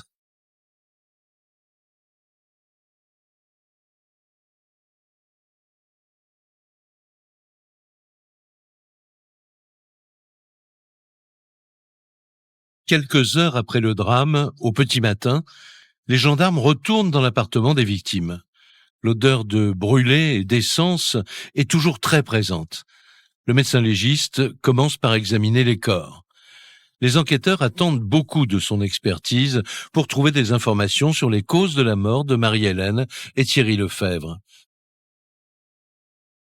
Et il va livrer une première information importante, la nature de l'arme. Le médecin légiste nous dit que nous sommes sur des coups donnés par un objet contondant, les formes arrondies, légèrement dentelées. Ça peut être une masse, ça peut être un marteau, ça peut être un réveil, ça peut être tout objet qui n'est pas tranchant. Est-ce un objet trouvé sur place? Une arme apportée par le meurtrier? Les gendarmes se demandent alors s'ils ne font pas face à un cambriolage qui aurait tourné au drame. Mais un détail va mettre à mal cette hypothèse. À partir du moment où lui avait constaté que l'appartement était fermé de l'intérieur et que la clé était à l'intérieur de l'appartement. Stéphane Ferry, avocat des parties civiles. Sur la porte, on pouvait imaginer que le drame s'était passé à l'intérieur et que personne n'était sorti. À ce stade des investigations, après l'état des lieux, après la levée de corps, on est vraiment sur un drame familial. Un drame familial auquel les gendarmes ont du mal à croire. Mais ils ne voient pas d'autre explication possible. Marie-Hélène et Thierry se seraient violemment disputés. L'un d'eux aurait mis le feu à l'appartement après avoir tué l'autre, puis se serait suicidé. Sinon, comment expliquer cette porte fermée de l'intérieur? Reste maintenant à savoir ce qui les aurait poussés à en arriver là. Pour le comprendre, les enquêteurs vont fouiller dans la vie du couple et tenter de découvrir les secrets qui pourraient expliquer ce drame. Et ce qu'ils apprennent ne va pas manquer de les surprendre. Les gendarmes commencent par interroger Cathy, la sœur de Thierry. Elle a 3 ans de plus que lui. Elle leur dresse le portrait d'un petit frère attachant et gentil. Mon frère, c'était un petit garçon tout simple, tout doux, pas bagarreur du tout. Catherine Imblot, sœur de Thierry Lefebvre. On jouait beaucoup ensemble, des jeux de société, des patins à roulettes, le vélo. Mon frère, j'ai tellement joué avec. Et Puis bon, la famille, c'est comme ça. Normalement, on est obligé. C'est quand même, je sais pas, c'est naturel. Installé en Charente-Maritime, Thierry devient ambulancier. À 25 ans, il rencontre Marie-Hélène. Cette jeune femme timide et réservée travaille comme secrétaire à l'hôpital de Rochefort. Les deux jeunes gens tombent fous amoureux et se marient 1 an après leur rencontre, en juillet 1988. Quelques mois plus tard, naît leur première fille, Angéline, suivie 5 ans après de leur garçon, Sylvain. Thierry travaille beaucoup et monte sa société de transport médical, mais il n'en oublie pas pour autant ses enfants. Un papa poule, quand même.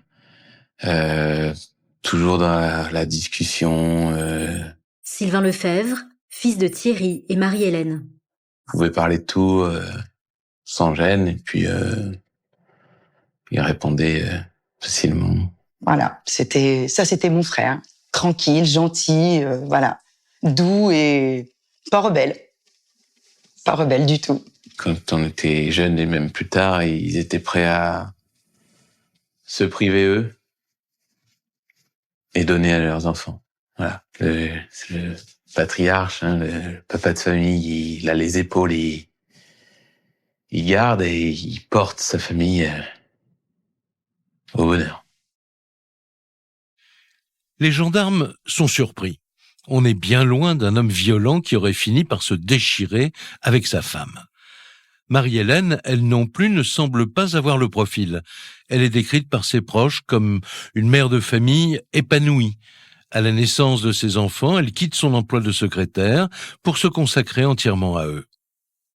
Ma maman, c'était la gentillesse incarnée.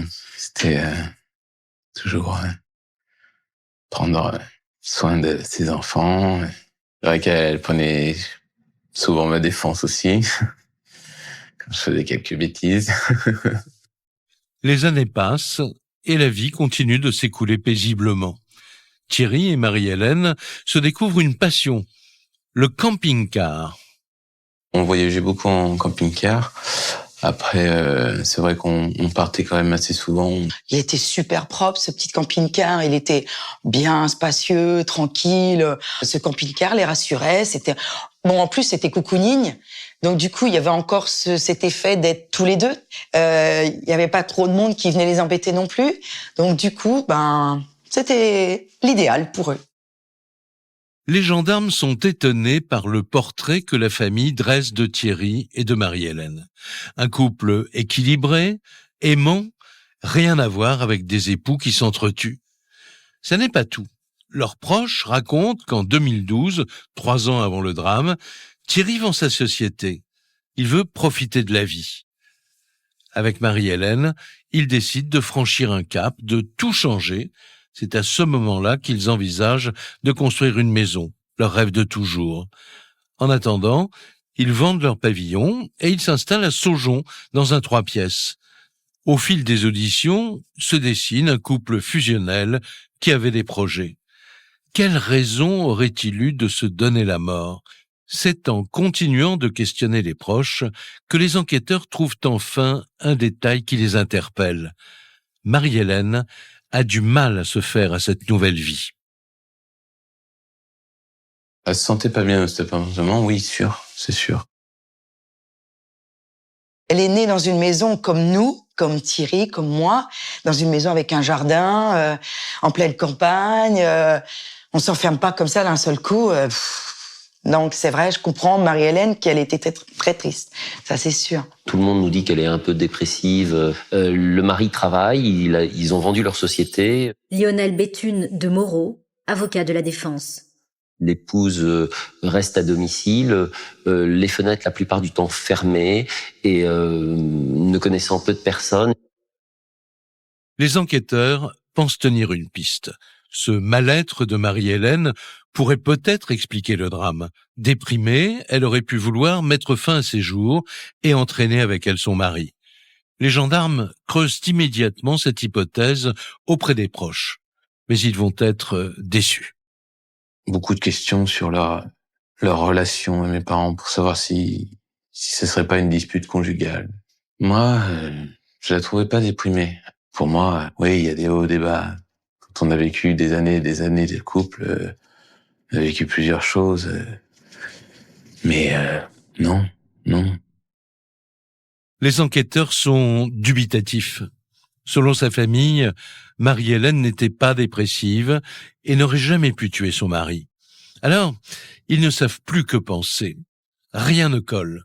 D'un côté, un couple aimant tourné vers l'avenir, bien loin de la thèse du crime familial. De l'autre, un appartement verrouillé de l'intérieur qui exclut toute action d'un cambrioleur. Les gendarmes sont dans l'impasse. Et s'ils étaient passés à côté d'un indice? Pour en avoir le cœur net, ils retournent à l'appartement et reprennent leur enquête depuis le début.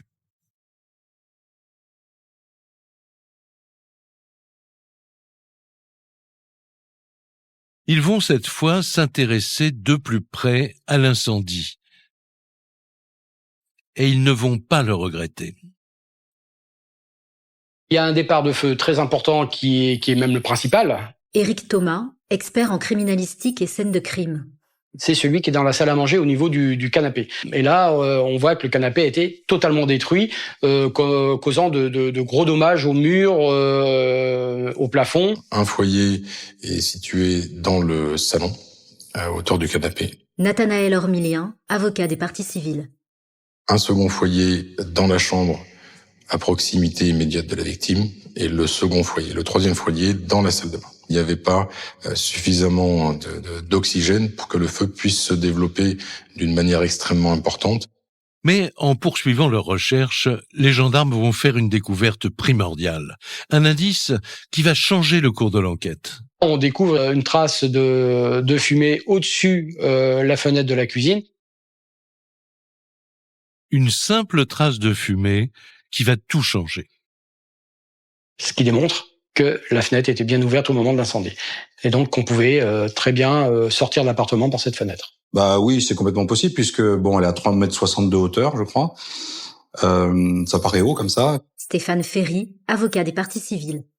Maintenant, on peut tous sauter 2,60 m si on s'y prépare et si on fait un minimum attention. Mais surtout, on peut se pendre par les bras, par les mains. Grosso modo, ça fait 2 mètres une fois qu'on est pendu. Il reste 1,60 m, ce qui pose absolument aucun problème. Donc la fuite par la fenêtre est totalement possible. En quelques minutes, les enquêteurs viennent de résoudre ce qui leur pose problème depuis le début de l'affaire. Un voleur ou un criminel a très bien pu sortir de l'appartement malgré la porte verrouillée de l'intérieur en passant par la fenêtre.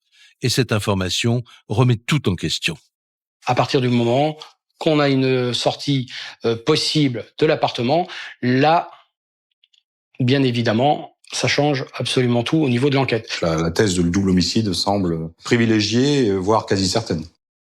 Les gendarmes s'orientent désormais sur une toute nouvelle piste, un double meurtre. Et l'autopsie révèle une autre information qui va définitivement fermer la porte du drame familial. Et là, l'autopsie va déterminer que les personnes étaient bien décédées avant l'incendie. Puisqu'il n'y a aucune trace de suie dans les voies respiratoires.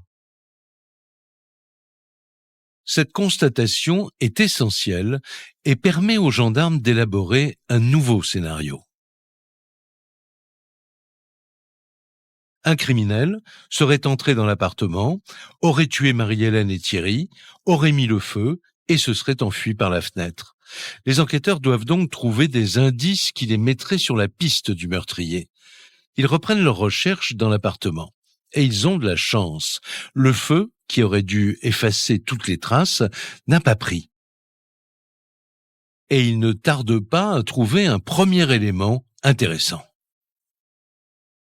Les enquêteurs ont retrouvé une chemise bleue, taille 38, je crois, pour être précis. Et elle est chiffonnée, pêle-mêle, découverte sur elle-même, sur un meuble. Cette chemise comporte beaucoup de sang sur le bas des 2 manches. Il y a du sang qui semblerait être plutôt des projections sur le col. Il y a quelques traces sur le devant de la chemise et des petites traces de projection. Elle est placée sous scellé et sera exploitée soit en ADN, soit en morpho-analyse de traces de sang. Cette chemise est une précieuse trouvaille. Les gendarmes espèrent y trouver des traces ADN du meurtrier. Et ça n'est pas tout. Dans l'appartement, ils découvrent d'autres indices qui pourraient les aider à identifier leur suspect. Il y avait une paire de gants en latex qui elle-même était portait du sang. Il y avait une paire de gants de bricolage qui également portait du sang.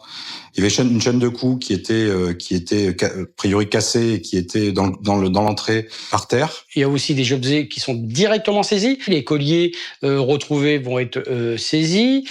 Tous les vêtements qui sont en partie calcinés vont être saisis. On a beaucoup privilégié les traces génétiques.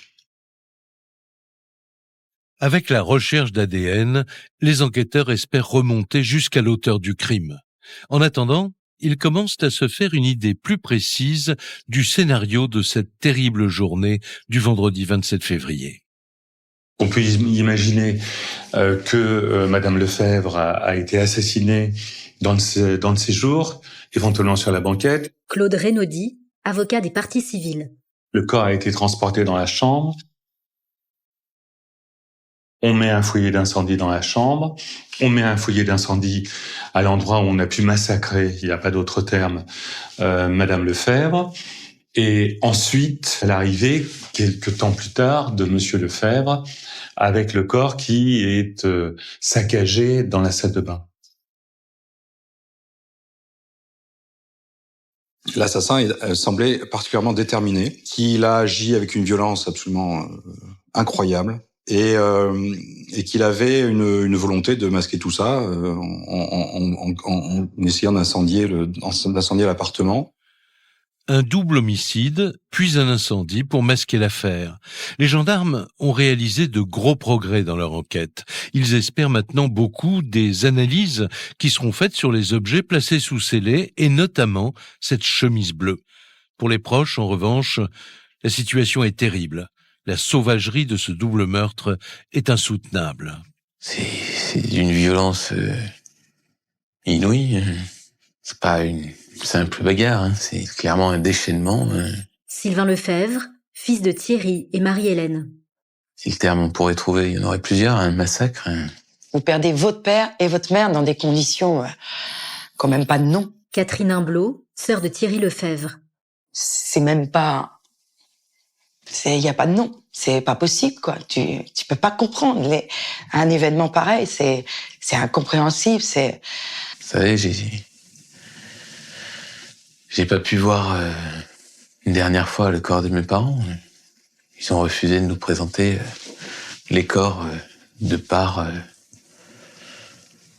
le nombre de coups, les défigurations. Alors, quand on entend tout ça, forcément, on s'imagine beaucoup de choses, notamment un bout d'oreille qui aurait manqué à ma mère, des cellules osseuses éparpillées de mon père, des choses horribles.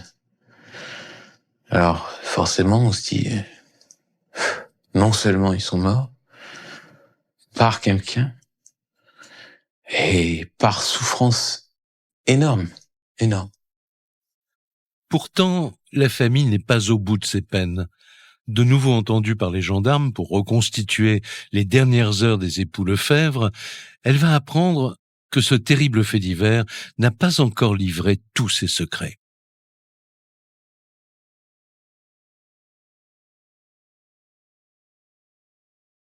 À la gendarmerie de Saintes, 2 jours après le drame, les auditions des proches continuent.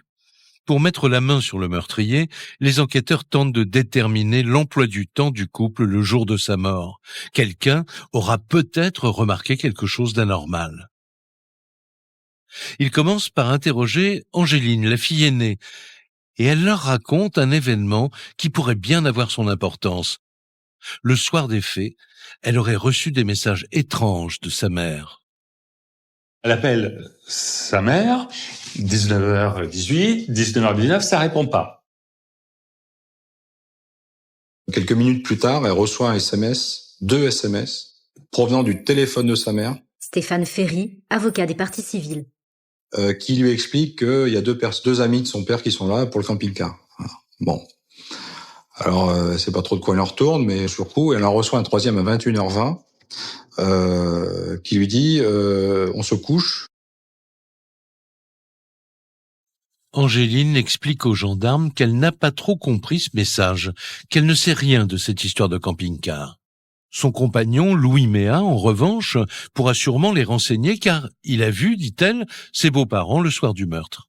Et ça tombe bien, parce que Louis a accompagné Angéline à la gendarmerie. Alors sans attendre, les enquêteurs l'auditionnent également.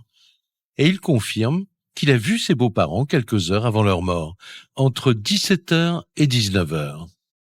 Sa belle-mère l'a contacté en lui expliquant a priori que elle était déprimée et que elle voulait se confier. Il se proposait de venir pour lui remonter le moral, puis aussi pour ranger un peu avec elle les différents meubles.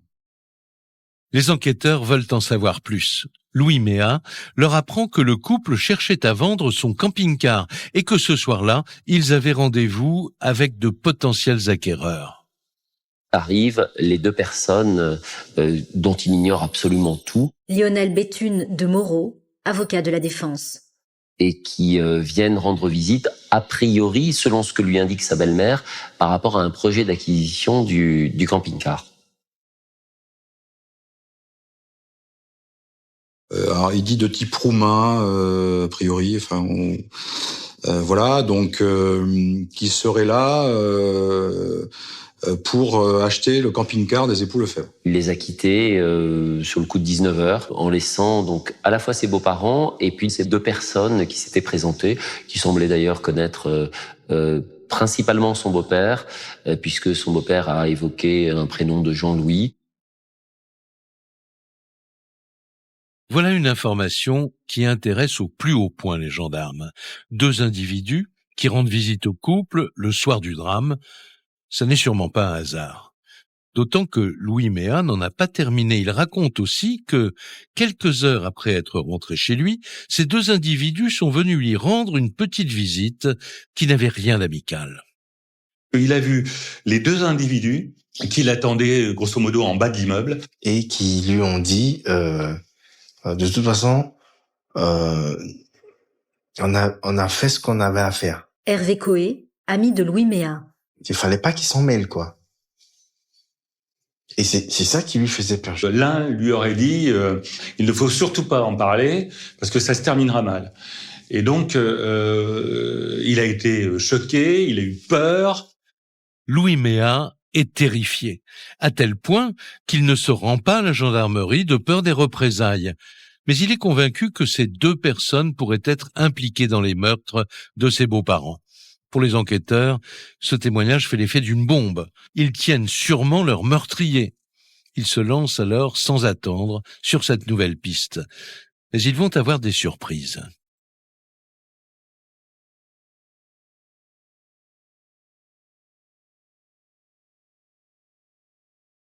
Deux jours après le drame, les gendarmes ont bon espoir.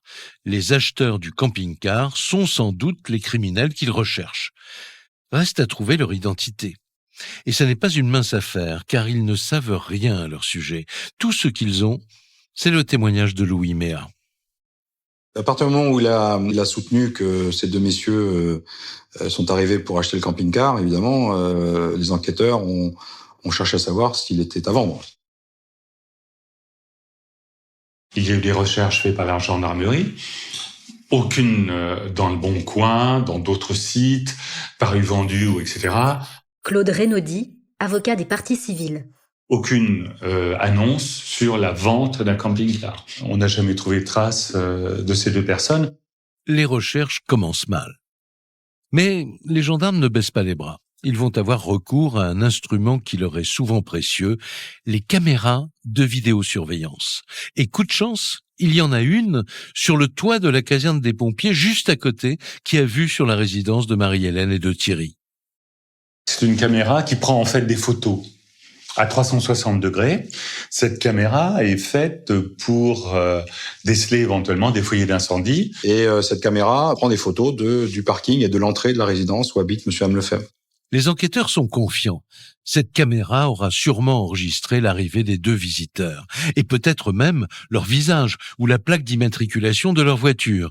Mais encore une fois, ils vont être déçus. Ces deux personnes qui reviennent systématiquement dans les explications de Monsieur Méa ne sont absolument pas photographiées par cette caméra. Ces deux personnes seraient allées au niveau du camping-car pour voir le camping-car. On va pas acheter un camping-car qui a quand même 2 ans d'ancienneté, donc qui a de la valeur. Vous allez voir ce camping-car, vous allez pénétrer, tourner autour. Donc forcément, à un moment donné, la caméra va prendre ces gens en photo. Et on voit pas ça du tout, quoi.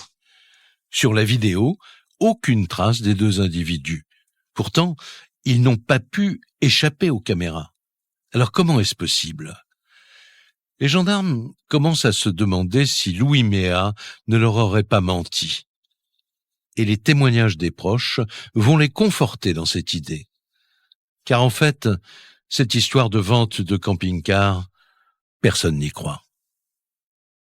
Non, aucune chance qu'ils vendent ce camping-car. Sylvain Lefebvre, fils de Thierry et Marie-Hélène.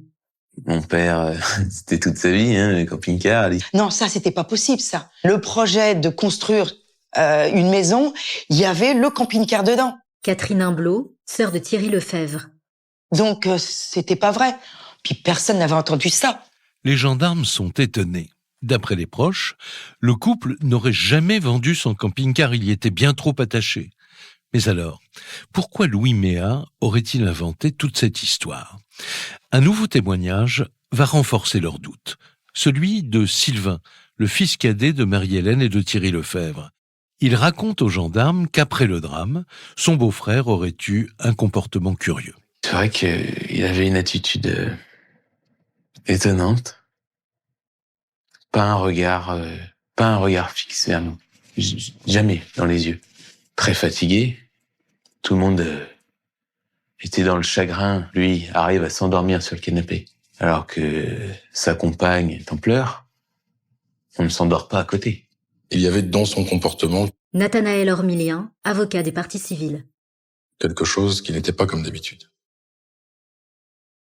Une attitude étrange qui interpelle les enquêteurs, d'autant que Sylvain leur rapporte un autre détail qui l'a surpris.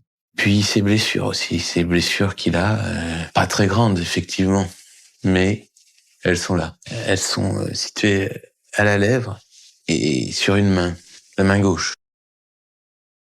Ce Louis Méa interpelle décidément les gendarmes, mais cette attitude fuyante et ces blessures légères ne suffisent pas à faire de lui un suspect. Et pour quelle raison aurait-il voulu du mal à ses beaux-parents ?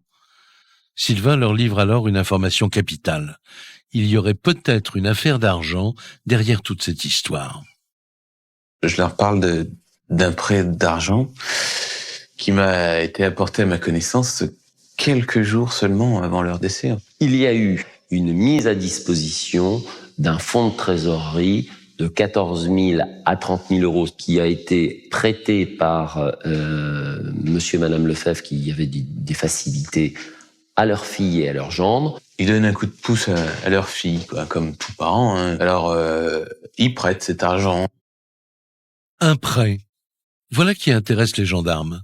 Louis Méa aurait-il pu assassiner ses beaux-parents pour éviter de les rembourser ? Les enquêteurs tiennent peut-être le mobile, mais pour le moment, ils n'ont aucune certitude, aucune preuve. 3 jours après le double meurtre, l'enquête prend un nouveau virage. Le gendre devient le suspect numéro 1. Avant de l'interroger une nouvelle fois, les gendarmes veulent en savoir plus sur cet homme. A-t-il le profil d'un criminel ?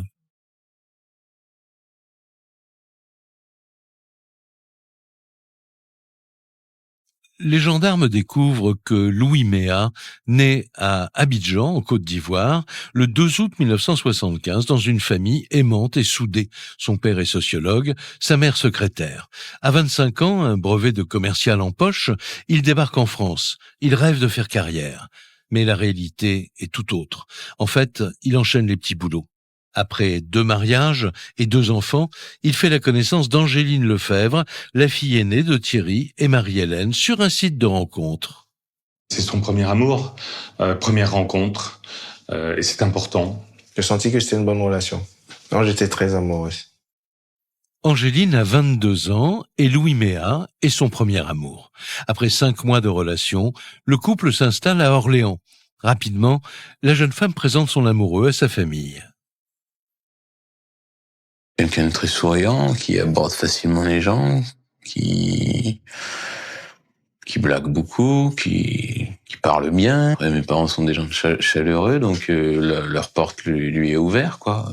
C'est bien passé, pas de souci. En fait, il a été accepté comme un fils dans cette famille. Lionel Béthune de Moreau, avocat de la défense. Lui, dont la famille est excessivement soudée, mais qui habite à 6000 km à Abidjan. Le jeune couple est heureux. Seul bémol, Louis Méa travaille beaucoup. 2 ans avant le drame, il monte une entreprise d'export de pneumatiques et de voitures d'occasion, et il s'absente souvent du domicile conjugal. C'est un homme d'affaires. Il voyage beaucoup, Londres, et il va régulièrement à Abidjan pour son commerce. Il était toujours en costume, cravate et tout. Hervé Coé, ami de Louis Méa. C'est vrai qu'il fréquentait une certaine classe. La famille explique aux enquêteurs qu'elle s'est toujours étonnée de ses absences répétées. Pour moi, ça semblait quand même étrange. En plus, il demande à ma sœur, bon, je vais être un peu juste en argent, ou je vais pas pouvoir revenir, j'ai pas l'argent pour le billet, ou... Alors ma sœur, lui envoie régulièrement des sommes. Il partait 2-3 semaines, elle lui posait même pas la question. D'où tu viens? Moi, c'est direct sur le palier, quoi. Là, elle était vraiment innocente, quoi. Manipulée. Ce travail, soi-disant trop prenant, n'interpelle pas que la famille. Les gendarmes, eux aussi, trouvent ça louche. Ils mènent une rapide enquête et ne tardent pas à lever le voile sur une toute autre vérité, à peine croyable. Louis Méa a une autre compagne. Il a une double vie avec une jeune femme qui a expliqué qu'elle non plus ne connaissait pas l'existence d'Angéline. Donc Angéline ne connaissait pas l'existence de cette femme et cette femme ne connaissait pas l'existence d'Angéline.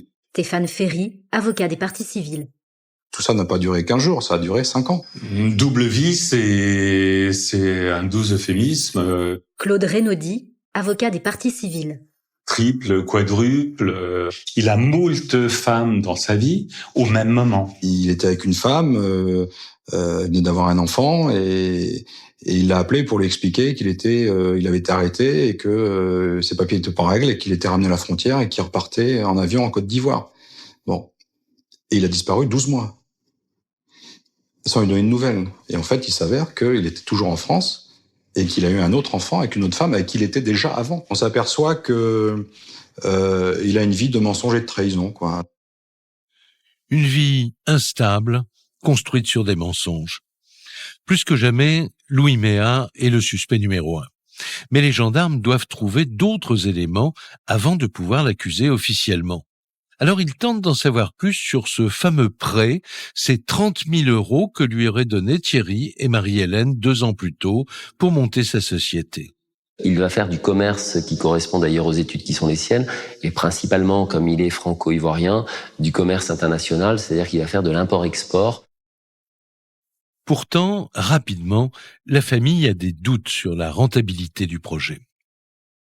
C'est quand même un projet de vente de pneus. Donc une vente, c'est simple, hein. On achète un endroit, on revend à l'autre. Sylvain Lefebvre, fils de Thierry et Marie-Hélène. Dans un autre endroit, le bénéfice, il doit être là tout de suite. Donc pourquoi il n'arrive pas à les rembourser? Marie-Hélène et Thierry, eux aussi, commencent à se poser des questions sur l'activité de leur gendre. Monsieur Lefebvre commençait à demander à Angéline s'il y aurait un remboursement, comment, à quelle date. Ils avaient même envisagé l'idée de se déplacer à Abidjan pour voir ce qu'était le commerce de monsieur. Donc, à mon sens, la situation commençait à devenir tendue pour monsieur Méa. À l'issue de ces nouvelles investigations, les enquêteurs sont persuadés qu'ils vont dans la bonne direction. Louis Méa cache trop de choses.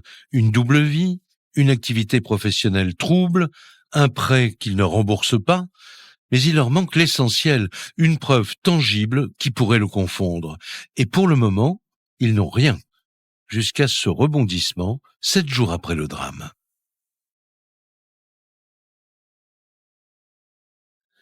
Ce matin-là, une semaine après la découverte des corps de Thierry et Marie-Hélène Lefebvre, les gendarmes reçoivent les résultats des analyses ADN. Le sang trouvé sur la chemise et les gants dans l'appartement. Et c'est un véritable coup de tonnerre dans l'enquête. Vous avez sur cette chemise l'ADN de Monsieur Lefebvre, l'ADN de Madame Lefebvre, sur les traces de sang, et l'ADN de Monsieur Méa. Donc là, effectivement, on passe à un stade un petit peu différent et supérieur. Pour la première fois, les gendarmes ont une preuve concrète entre les mains. Sur la chemise et les gants, c'est bien le sang de Louis Méa. Il se trouvait donc bien sur la scène de crime au moment de l'agression. Mais ça n'est pas tout. Face à l'ampleur de l'affaire, un morpho-analyste a été appelé en renfort. C'est un spécialiste capable de lire le scénario d'une scène de crime à partir des projections de sang.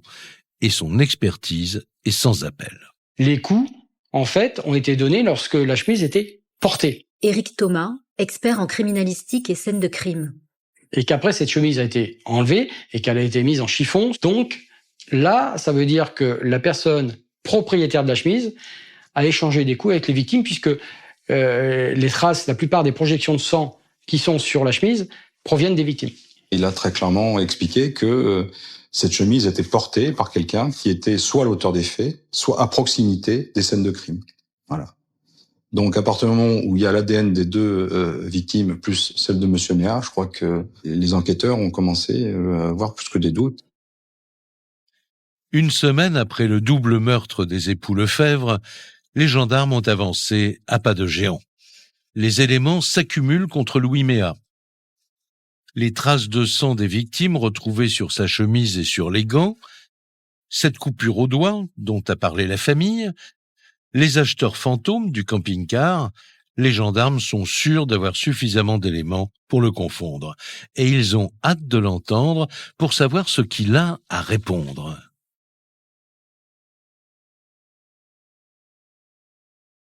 Le 6 mars 2015, les enquêteurs placent Louis Méa en garde à vue. L'homme est sous le choc. Il est dans l'abattement total parce qu'il peut pas s'imaginer suspecté. Lionel Béthune de Moreau, avocat de la défense. Il peut pas s'imaginer surtout que les autres membres de la famille puissent apprendre qu'il est suspecté. Il le vit comme une véritable offense. D'emblée, Louis Méa affirme qu'il n'a rien à voir avec la mort de Thierry et Marie-Hélène Lefebvre. Il est tout de suite dans la dénégation, dans l'incompréhension, dans la révolte d'être accusé. Il a toujours nié, il a toujours essayé de s'opposer, argument par argument, à chaque élément à charge qui lui sont présentés. Louis Méa confirme sa visite chez le couple le soir du meurtre, entre 17h et 19h. Puis il affirme qu'il est parti, les laissant seuls avec les acheteurs du camping-car, deux Roumains qui l'auraient menacé le lendemain des faits. Les enquêteurs sont surpris car Louis Méa montre une belle assurance. Ils abattent alors leur carte maîtresse. La chemise tachée de son sang et de celui des victimes retrouvées dans l'appartement.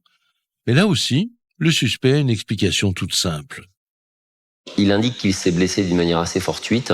Sa belle-mère souhaitait qu'il l'aide à ouvrir un flacon avec un bouchon rouillé. Le goulot, a priori, va se casser. La partie supérieure du bouchon va le blesser légèrement à l'annulaire de la main gauche. Et donc, il dit, moi, je me suis coupé, ça a coulé sur ma chemise. Stéphane Ferry, avocat des parties civiles. Ma belle-mère a dit, comme elle était ennuyée, parce que c'est à cause d'elle, laisse ta chemise et je la laverai. L'histoire tient debout. Mais alors, pourquoi son sang est-il aussi présent sur les gants en latex ? Les enquêteurs vont être étonnés de sa réponse. Il explique que lorsqu'il s'est coupé, sa belle-mère lui a confié des gants en latex. Donc c'est la raison pour laquelle on trouve son sang. Louis Méa déroule tranquillement ses arguments les uns après les autres. Pourtant, un détail chiffonne les enquêteurs. C'était une entaille minime. Donc il a expliqué qu'il s'était pressé avec un sopalin. Et d'ailleurs, on retrouve un sopalin avec son sang. Or, il ressort des analyses des experts qu'une coupure de cette importance-là n'a pas pu engendrer un saignement aussi important que ce qu'il le dit, Nathanaël Ormilien, avocat des parties civiles. notamment s'il a comprimé son doigt comme il le dit, ça aurait arrêté le saignement beaucoup plus rapidement. Les enquêteurs mettent donc Méa face à cette incohérence. Comment cette petite coupure a-t-elle pu engendrer une telle quantité de sang ? Mais pour le suspect, c'est la question de trop. Lorsque vraiment l'étau se resserre, Claude Renaudi, avocat des parties civiles. il répond aux OPJ « Je ne répondrai pas à votre question ». Acculé, Louis Méa change de stratégie et se mure dans le silence. Il ne parlera plus, si ce n'est pour clamer son innocence. Tout au long de son enquête, il n'avoue jamais. Mais plus que ça, je pense qu'il croit à lui-même à ses mensonges. Voilà. Parce que il a toujours menti, en fait, toute sa vie. Malgré les dénégations de leurs suspects, les gendarmes, eux, sont persuadés qu'ils tiennent le coupable et ils ont désormais une idée assez précise de ce qui a pu se passer ce vendredi 27 février 2015. Il est arrivé, Madame Lefebvre était toute seule.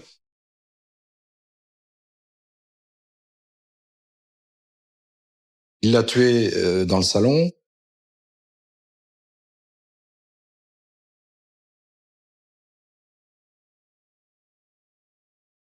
Et elle a été transportée dans la chambre.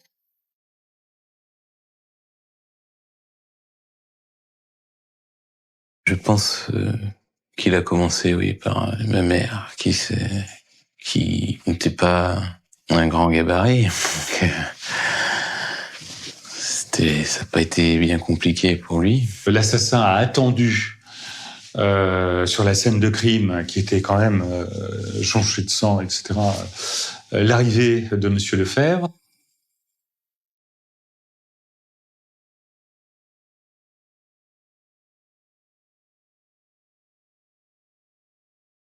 Il lui a sauté dessus direct. Il n'a pas pu réagir. Pour moi, le Monsieur Lefebvre a été surpris et dès l'entrée.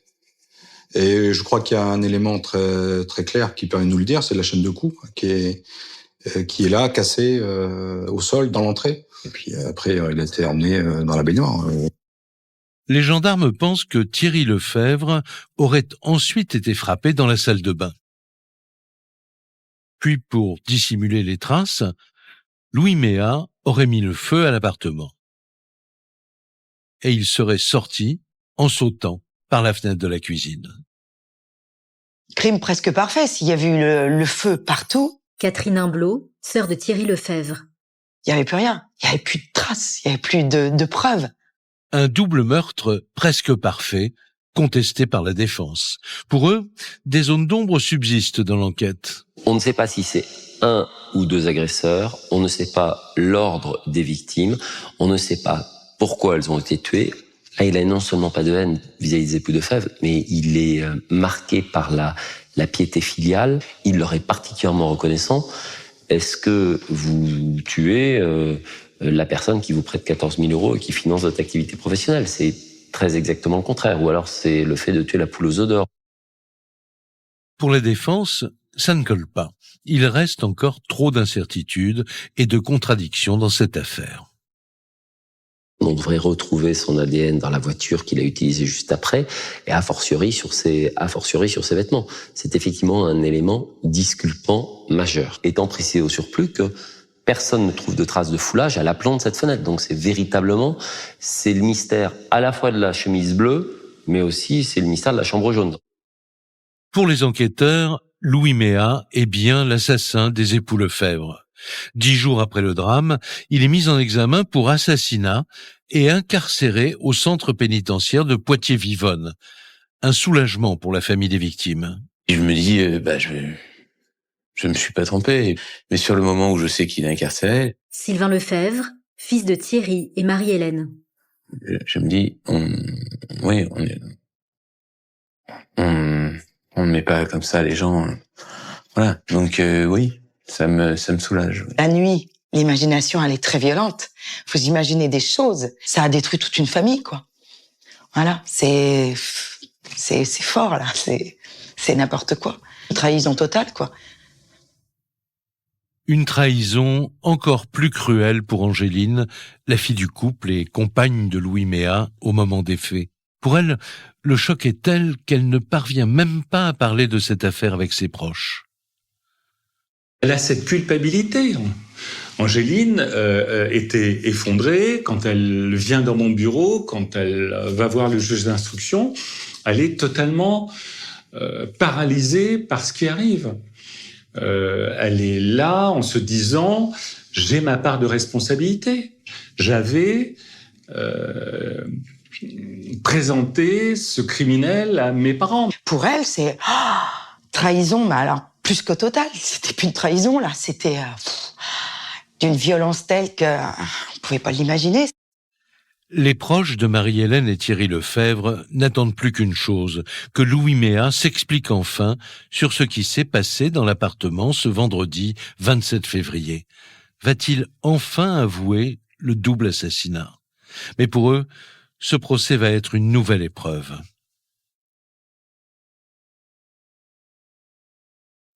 Le lundi 9 mars 2020, 5 ans après le meurtre des époux Lefebvre, le procès de Louis Méa s'ouvre devant la cour d'assises de Saintes. L'enjeu est de taille. D'un côté, la famille espère des aveux, voire des excuses. De l'autre, Louis Méa veut convaincre les jurés qu'il est innocent. S'il réussit, il pourrait ressortir libre. Sinon, il risque 30 ans de prison. C'est tout ou rien, l'acquittement ou une condamnation, c'est un enjeu Lionel Béthune de Moreau, avocat de la défense. de liberté ou d'emprisonnement à durée très importante.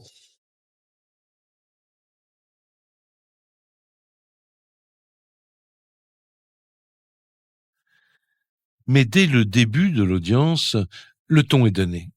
Louis Méa clame son innocence. Il maintient qu'il n'a jamais tué ses beaux-parents, qu'il avait une excellente relation avec eux. Dans la salle des pas perdus, la famille a du mal à cacher son exaspération. Prends sur moi, mais effectivement, oui, c'est quelque chose qui m'agace et j'ai peine à croire qu'on puisse autant prendre sur soi et croire à ses mensonges.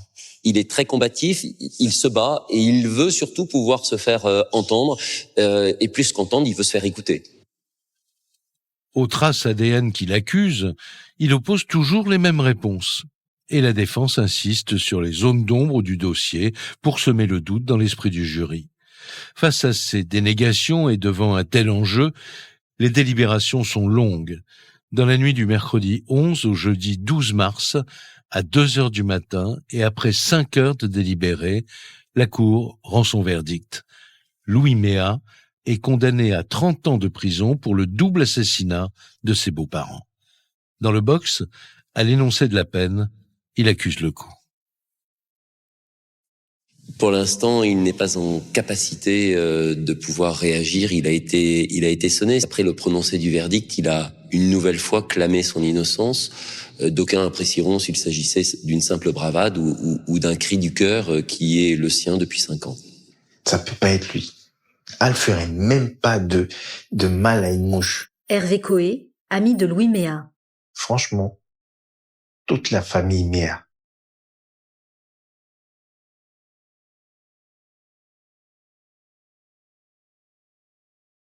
Attends la vérité. Il commence d'abord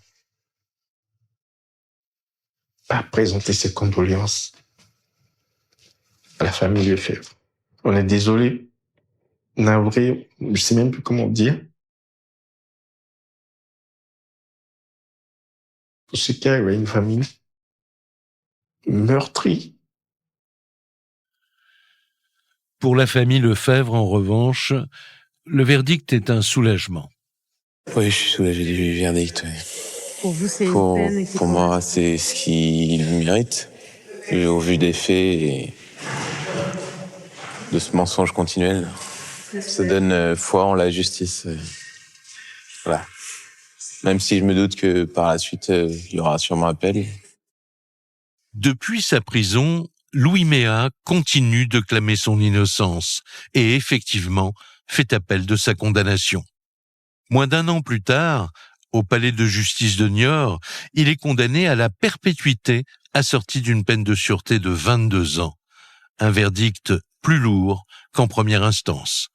Avec ses avocats, Louis Méa a décidé de se pourvoir en cassation. Vous venez d'écouter Chronique criminelle. Si l'épisode vous a plu, n'hésitez pas à mettre des étoiles, à commenter ou à vous abonner sur votre plateforme d'écoute préférée. Et retrouvez dès la semaine prochaine un nouvel épisode de Chronique criminelle.